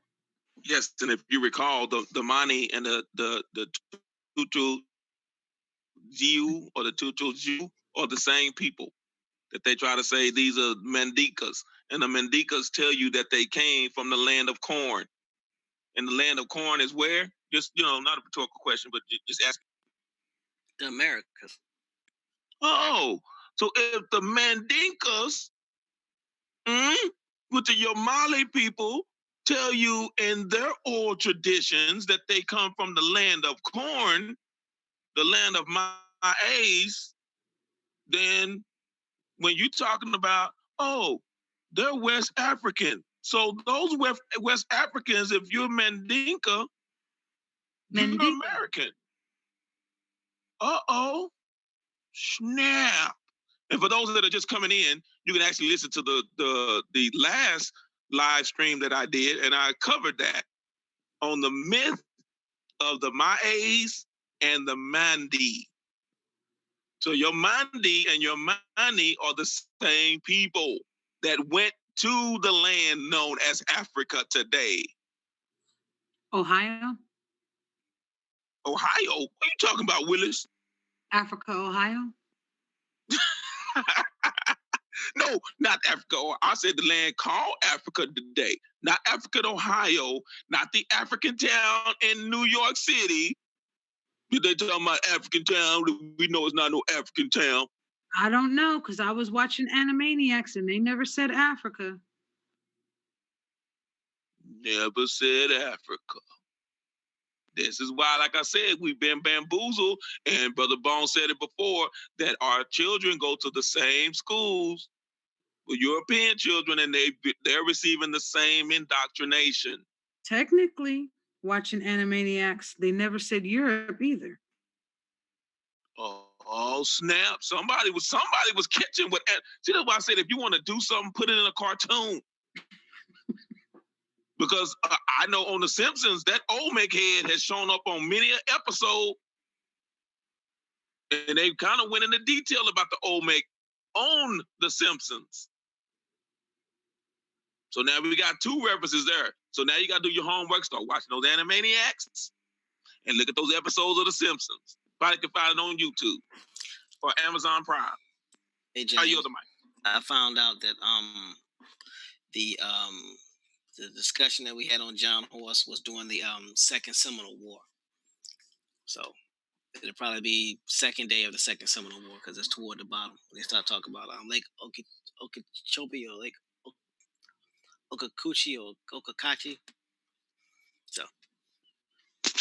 Oh, snap. So that's why I tell you about that executive producer. That's why you need an executive producer.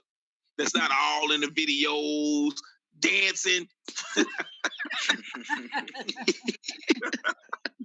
So, probably day 2 of the Second Seminole War, you'll read about John Horse and Guerrero and how John Horse and the Seminoles were given land in Mexico because they knew they were cousins. Ooh, I got a question. And see, okay.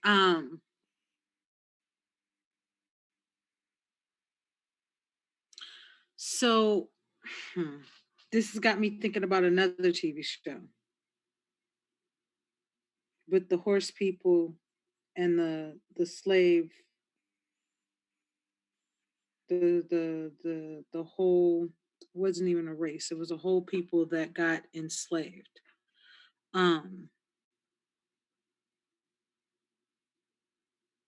Wait, Bones, can I say it without anything getting flagged?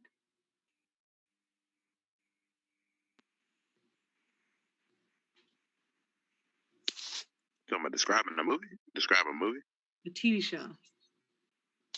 Same? Huh? Yes. Okay, so I'm thinking about Game of Thrones. Oh, okay. I see why you hesitant.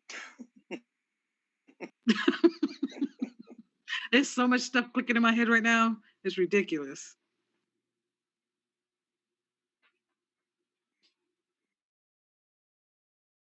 Go ahead. You said you had a question regarding Game of Thrones, Game of Thrones, Game of Thrones. So if they flag it, they're going to flag it because I did it. All right. So the horse people and there were two groups of people that basically, they came together under the Dragon Queen. But one was specific. They had never left their land because they rode horses. And it's making me think about how the horses were taken away from the Buffalo Soldiers. Okay, could that be in a reenactment, or not even a reenactment, a telltale of the Mexican American Wars? I'm gonna give you an example because we know that these infantry units were the tip of it or the head of it was First Cavalry or First Cav. When you get an opportunity, look up the patch of the First Cavalry because we know the First Cavalry was a colored cavalry. When you get an opportunity, but I'll go ahead and give it to you. The patch is a shield with a black line going diagonal through the shield, and on one side of the shield it is yet, and the other side is a horse. It is. Oh snap! And when you go to Appaloosa, Louisiana, they still breed horses there. Come out here, you go to the rodeo, you see the cowboys of color. Why do you think they were originally called cowboys? Why weren't they called cowmen?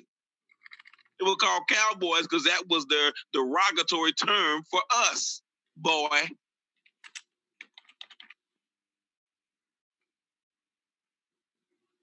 Yeah, the professional term was like a rancher. Exactly. Damn, Yes, sir. boy. Take me to Bowie. So when you start to find out who these people are and tying in, and you know these actual names, tying back the names, in one of these days when I'm going on to glory, and I'll put it in my last will and testament, that those that have the surnames, the Maya surnames, release them. So then more revelation is going to take place. But don't do it until I transition, because I know some people are already trying to take me out anyway. So when you have the names and you keep reading these, that's why I laugh when I see certain people. They're like, "Oh yeah, I'm this and I'm that," but you don't tie yourself back to the people that they're talking about. They don't tie yourself back, and they try to give you some name of dealing with Chichen Itza, and they're like, "Oh, the place of the waters and this and that and blah blah blah." But we already discussed what chick is. What is the chick? And again, it is the goat. The chick is the grandmama, the great mother, and the grandchild sitting on the lap. But you know it better now as Madonna and Child. Wasn't the mama? It was the great mother. And the golden child sitting on the lap of the great mother represented the throne, which is why Shiu or Shu means rest. Not just any kind of rest. That's why I said you go again and look at the video I put on the channel. When the guy was explaining the Confucius Institute, when he's talking about Shu, it wasn't just a regular rest. It was the rest, the peacefulness that the Americas are known as the land of rest. Or you will see the Quiche Maya call it the land of death, but not in the sense of you're died and that's the end, but a sense of death is that you have to die in order to be resurrected. In order for you to have fruit, the seed must die. That is what is represented. It's the place of rest, your eternal rest. So when you hear those old Negro spirituals that you don't find in Africa, I find rest for my soul just beyond the river. Why? Oh, and we didn't even get into the Milky Way. Oh my goodness. We have to do that at a later date. No, you can't do that. No, we do. We got to. Gotta leave you on a cliffhanger. Y'all know y'all like all people like cliffhangers. Y'all get mad, start cussing and fussing at the screen, throwing your shoe at it. I feel like it right now. What happened on Empire? What happened to Cookie? Is Cookie gonna die? Who shot Ghost on Power? Who shot Ghost? Y'all make me sick. Y'all know, and y'all be the first one tuning in. So I gotta leave you with a cliffhanger. No. And we'll discuss the Milky Way. Just say. And you'll find out the symbolism of the Milky Way and why it's called the Milky Way and why Egyptians can't explain it. But although they have a replica things that are similar over in Egypt that they talk about chematology, but they can't explain it. Woo! But I'm going to break it down for you. And I don't know everything, but I know that. You'll see the symbolism of the Milky Way, and you'll see the symbolism of the Milky Way in Chichen Itza. I yield the mic. That's not enough. I need a little bit more. You need Milky Way, Butterfinger, Three Musketeers. No. I'm a commission, but I can't. See, if I do that, then it's gonna lead up. This is what's gonna happen. It's gonna lead up to 7:59, and it's gonna lead right to the Grand Rising show. And that's not fair to the producing team. So you got to stay tuned. You got a front row seat. What are you talking about, Sister Gabrielle Union? I don't think you're Oh. No. Gabby, you'll be all right. Okay, wait. The symbolism of the Milky Way is in Chichen Itza, right? Milky Way is... Yes. I'm going to do this for you.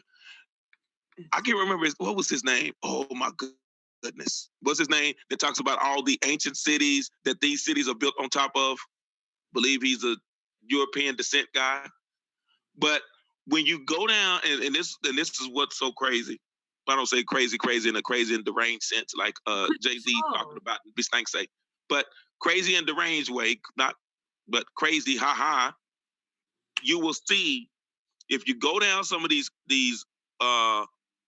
country areas or rural areas, and you'll go down a path, and all of a sudden you'll start seeing these white, chalky stones. And if you keep following them, you'll say, wait a minute, I can see the trail that this used to be a road here. Mm-hmm. But you don't find that road listed on any of the city's records or layouts. Mm-hmm. I've been down. Who built those roads? That's your clue to the Milky Way. Oh, snap. And I know you like, I can't even sleep. So I'm going to put it in the back chat. When the live stream is over, I'm going to put a word in the back chat. And that word is going to lead you to these roads. And it's going to lead you to the road in Chichen Itza and how it aligns with the Milky Way galaxy and why it's called the Milky Way. See, everything happens for a reason. And this was long before that we read about all these great astronomers, these European astronomers. How did the timekeepers, the land of Kronos, how were they able to keep such detailed time? You got to stay tuned. If anyone in the chat has any questions, please put it in the chat. But feel free, you can also come in if you want to. But like I say, just stay who you are. And I guess you can hit that pound. I still call it pound. You know, the millennials talking about hashtag. Hashtag sounds so soft. Pound. Press pound when you come in. What's that, pound 6? Something? Y'all help me out. Oh, it's *6 to unmute. Yeah, *6, not pound, star. The other button on the other side. And then on the left side, yeah. Your Texas cohort, Oak Cliff says, keep talking, dude.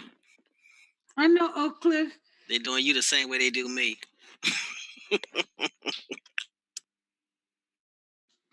Yeah, and I think that Sister Gabrielle Unions has sent out her phone, and she's like getting texts from people like, yeah, keep them going. Yeah, keep them going. I think that's what she's doing. And she's like, yeah, now I got a question. Because she's reading other people's questions, and she's saying it's her question. I've already figured it out.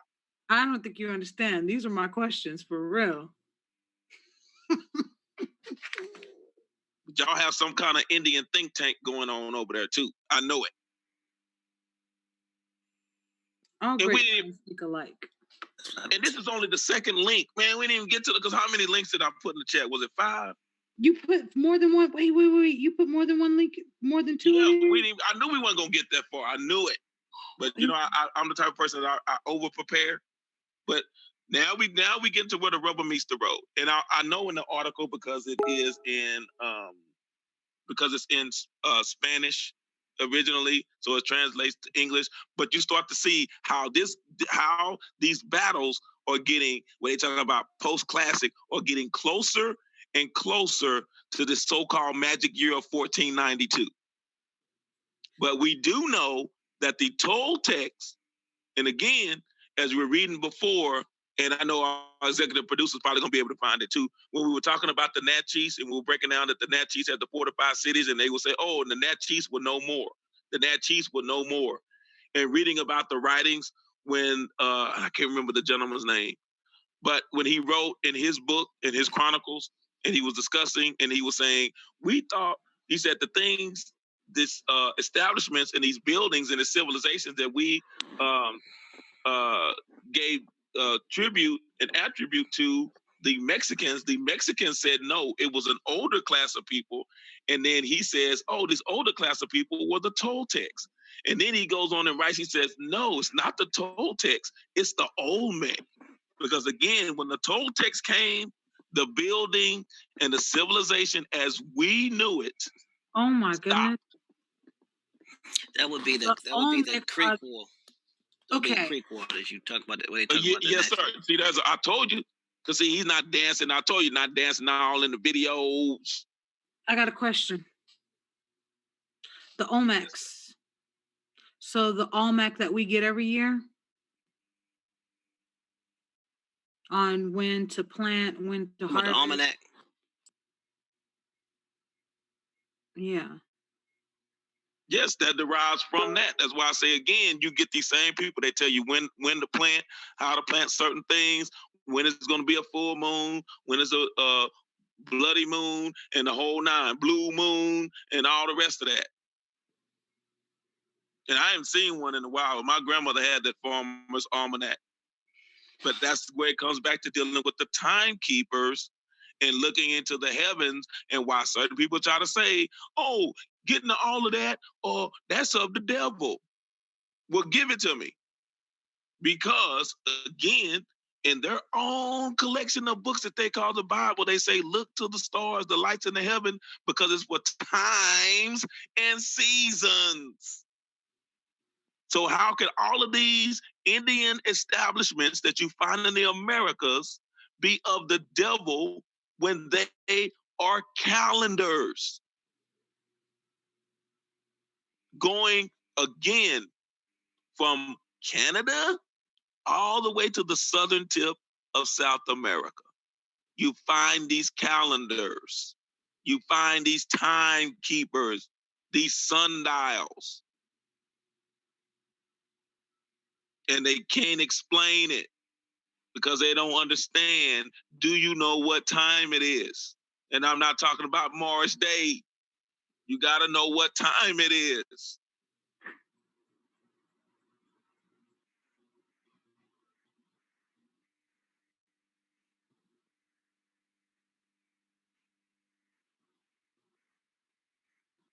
So it's quiet out there.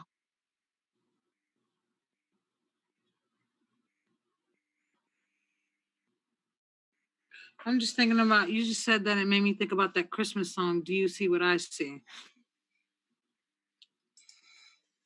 I'm starting to put everything that you've talked about in the form under Chichen Itza, under history and culture. So that's what I'm doing. And when you know that Chichen Itza is the sacred place, then again, everyone just can't go into your sacred place. Because I want to say something, and I'm going to tell you something, and people may say, oh no, but I'm going to break it down like this. Most places now that are built recently have at least 2 restrooms, 2 bathrooms. One is a main bathroom that everyone else uses, and then the second one is usually somewhere in the master bedroom area. That's your sacred place. The master bedroom bathroom, that's Chichen Itza. You don't allow anybody, company, to just come over and you're going to keep reading about the Toltecs. Every time they got slapped back, when they tried to go into Chichen Itza and set up shop, they said, you can stay over here, because the Tutu Ziu and the real Itza was saying, hey, You guys can stay over there. Toltecs be like, okay, I'll stay over there. And the minute they turn their back, Itza, of course, was going across the Atlantic. And the Tutu was still doing what they needed to do on the home front. Then you turn around, it's like, man, as soon as I turn my back, why are you in my bathroom? Why are you in there rambling all through the medicine cabinet? What are you doing? You're not supposed to be in here. So then they get slapped back. Just read about all the battles that were going back and forth. And then when they had to go and solicit another group of people, and then they had to solicit the help of the Spaniards in order to overthrow the Itza, and the Tutuziu. This is where the downfall came. And this is why I say again, it's not outsiders. It's people that look like you. Because an invader that doesn't look like you can't get close enough to you to defeat you. Why do you think they send certain people in that look like you to infiltrate the groups? And I'm not saying here nor there, but I'm just giving that as an example. How did the Black Panthers fall? They were infiltrated by people that looked like them. How did all these Indians fall? They were infiltrated by people that look like us. We haven't figured it out. Hopefully one day we will. So everybody that's claiming that I'm a chief, they achieve, we'll achieve, everybody chief. You better be careful of that. Well, I think they're actually saying they're chiefing. I don't think they're saying they are a chief. They might just be saying they're chiefing. Chief as in chief? Chiefing like Cheech and Chong. Oh, you talking about like Cheech and Chong? Yeah, that could be up in smoke. Yeah. Oh, y'all gotta watch that. That goes way back. I know that was over some people's heads that were in the chat. You gotta watch Cheech and Chong, Up in Smoke. Dave's not here, man. So that's at the end, then they get beamed up into that ship. So some people need to get beamed up out of here. Maybe they got to go have them shoes on and them purple sheets like the folk out there in California. You don't get beamed up by the mothership. You part of George Clinton and the Parliament. You gonna get beamed up in the mothership. So you go right ahead and knock yourself out. The only chief I know is Chief Auto Parts. So start playing when you call yourself chief and you have no tribe to represent you and you have no warriors, which gets back to a militia, which goes back again to sovereign citizenship, and you don't even have an army. Come on, son. How you gonna protect yourself? And you got a little pea shooter. Come on, man. You got a little Saturday night special. Got a little imagination. Saturday night special will not pierce any flesh. Come on, son. So you go ahead and get your little pea shooter out. Pew, pew. Be like Arsenio Hall on Harlem Nights. You go ahead and knock yourself out. Well, the dude, when he was like, quit shooting, the little guy, you pow, pow. That's all you got. You Come on, broke son. my nose, man. Lowered expectation.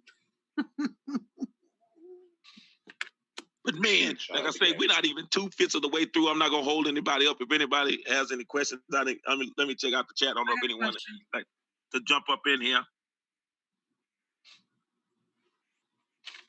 Because I'm like Brother Thomas. Hey, about you call in, huh? What you call in? Nobody want to call? Don't want to call in, huh? You just gonna start your own live stream and then talk crazy and try to counter what's being done?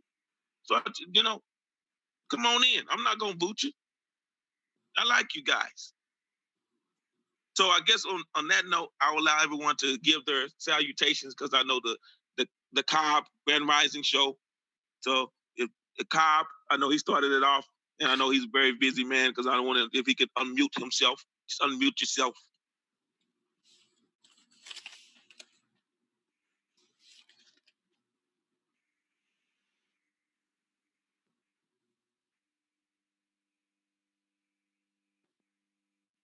I think Cobb is in the holy place.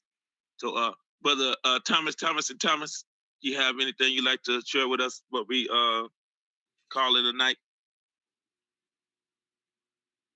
Yeah, thank you as always for presenting this information and giving us a perspective that, at least to my knowledge, no one has ever given us. Not only have you been able to tie us to help people tie into the land, but help people tie into their culture. And you've mentioned numerous times how we need to get to Chichen Itza and stop playing. So I'm planning on going there in 2020. So if we need to schedule something, we need to do an expedition or something. Let me know, and we can get it done. Cause I got to go. I ain't playing. So appreciate you and all you do. Peace to the chat. Peace to the panel. And yeah, that's all I got. I agree, TMA. Yeah, we I'm down most for that definitely trip. need to do that. And that's a nice little segue, because brother No Sellout, you're up next, brother. Oh man, I ain't got nothing to say. TMH already covered everything I was gonna say, and everybody else gonna cover everything I'm gonna say later. But peace, y'all. Appreciate everybody for showing up. We'll see y'all in the horizon. Peace. I got something. I figure you like this do division. Oh, we know you got something. Pick battles big enough to matter, small enough to win.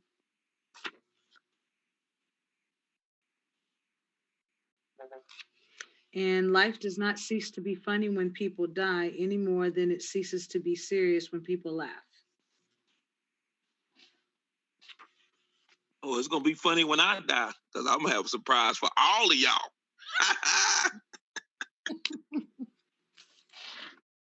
Hit you with the Jeezy.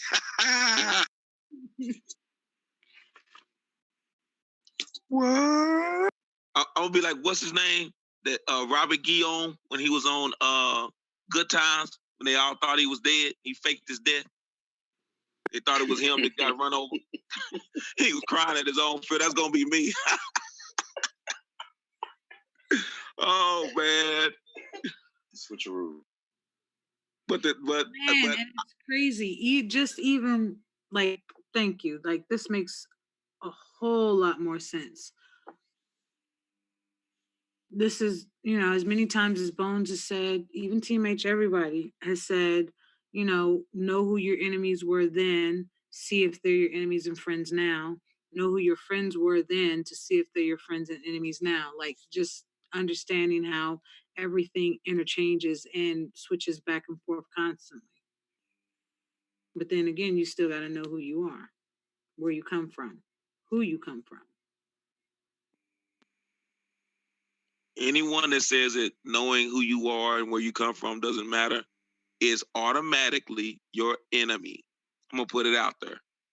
If they're not talking about genealogy, and that's why I say again, all these different people, they keep talking about, oh, this and that, and they can't tie themselves back to the Maya again, because the Maya tie you back to the Olmec. You can't just do this blanket statement and say this was us. Because again, I think I'm gonna make that. I'm gonna make that painting of Bonham Park, the mural at Bonham Park, as my icon, so you can see all skin folk ain't kinfolk. And everybody claiming to be chief, because they came in, the Toltec came in and said, we're the cocoon, we're the Itza. And the Itza, again, we're dealing with the water witches because you control the waterways. But man, what did I want? I really wanted to get into, and I apologize again with that Milky Way, but also that Bay that people keep talking about belongs to Moors.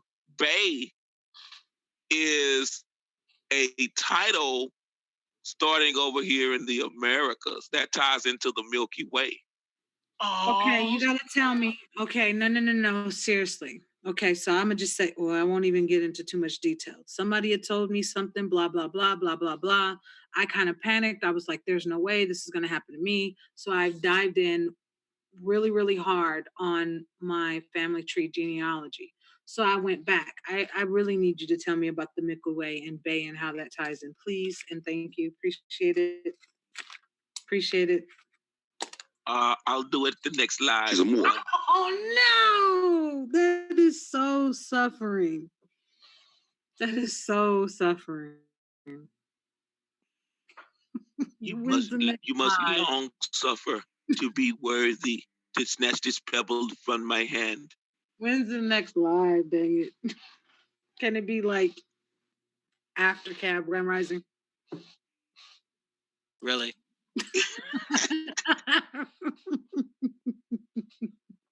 Bones, I think we have our next producer. Somebody that needs to run and learn how to run OBS. And, yeah. See, that's not even what I said. That is not. That's what I heard. That ain't what you said, but that's what I heard. I do apologize. You know what? I apologize. I won't do it again. I won't miss. You ain't got to do it, Anita Baker. You ain't got to apologize. I'm just saying. I apologize. Oh, believe me. Oh shoot, he did it, double cousin. What? What? What I missed? He did a reference to a song. Oh man, what year was it? Boo.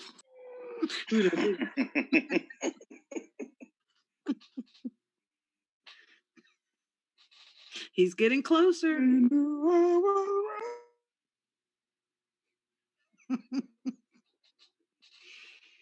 This is about to be suffering. I hate y'all. I hate y'all, just so y'all know that.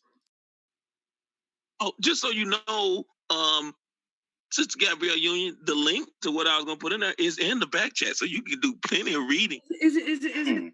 Just don't like post it on YouTube yet, because leave those in. I'm sorry, those in the audience leave you in suspense. But that's why I said we're only 2/5 of the way through, because I was gonna break down the Milky Way, Bay. When people talk about, oh yeah, they're dealing with them. No, Bay was over here.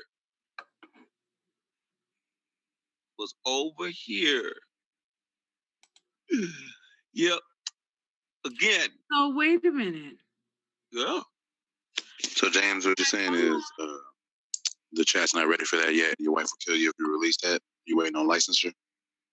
Yeah, because huh? What? Okay, baby. Okay, no.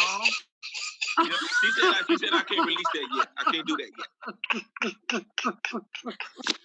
Oh, I don't know if I heard. I didn't hear nothing, but okay, I guess you talked to her. That's cool. I believe you. You said it's time to eat, but I'm live. No. I'm live.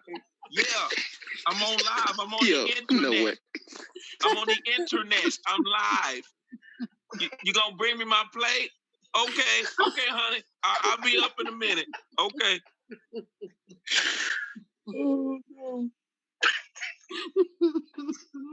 Yeah, I think I might have heard her talking to me. I might have heard something. She might have said something. Yeah, all that dialogue.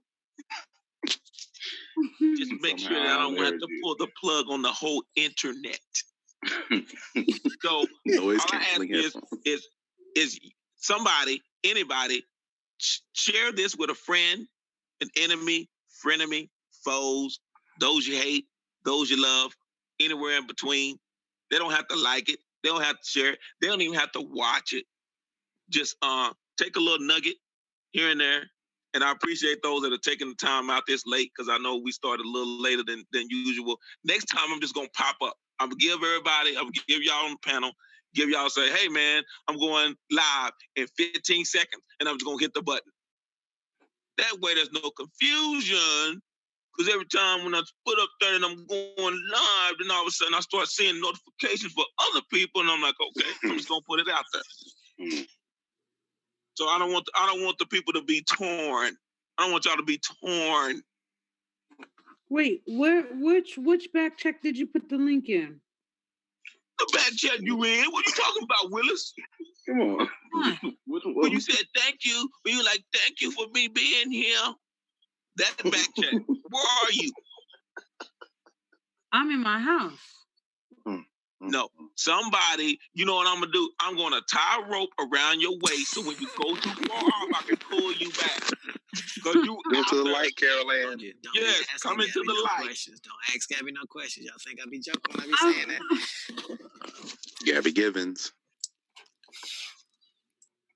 Okay, so when you say back chat, what specifically are you referring to? The last back chat when you said, thank y'all for bringing me in here. The Hangouts. The one you just got added to the orchard. It's not in there. Right. You scroll up. We'll talk about it after the show. She act like the show, like the call ends as soon as the show ends. She can't answer afterwards. Man, they just hung up. Oh, okay. Did you hear that? Did you get that? We all got it. I possibly did. Mm-hmm. So that one is going to break down of the Milky Way, and like I said, in these bays, and you're going to find the bay is a Maya surname. Oh shoot, that means I'm special. Then you got to ask me how I know. How you know?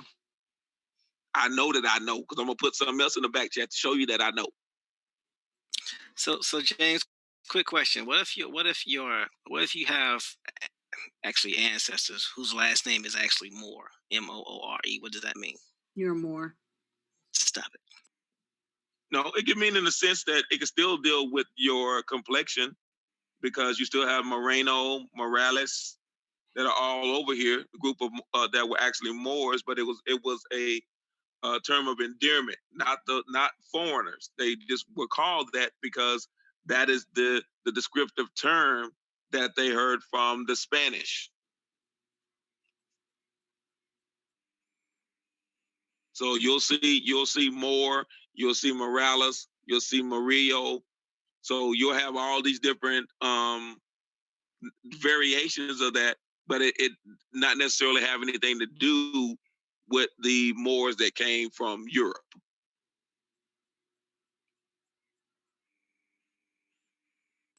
Thank you, sir. Oh, not a problem. Just Gabrielle Union, before we close out, you said something about you Bay. What you talking about, Willis?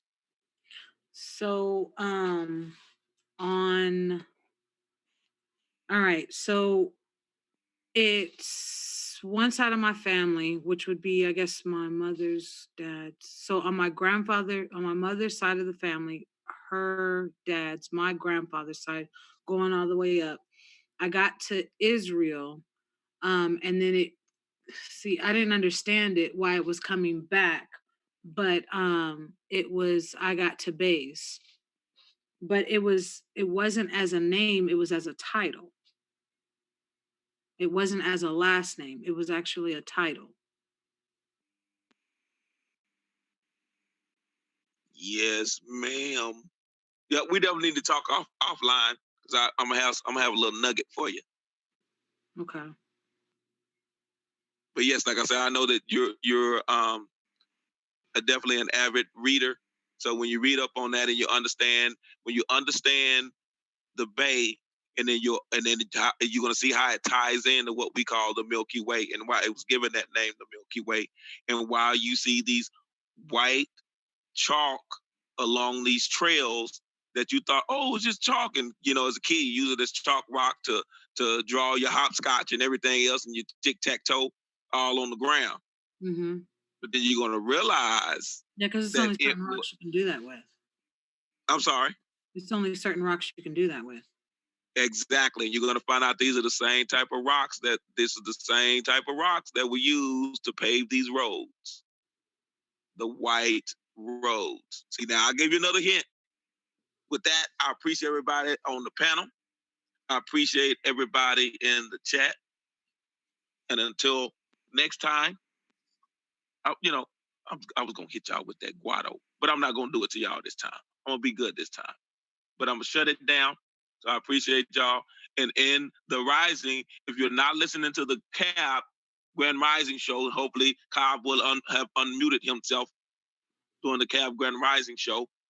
But again, until the next time we see each other, I'm not going to hang up, but I am going to say guado.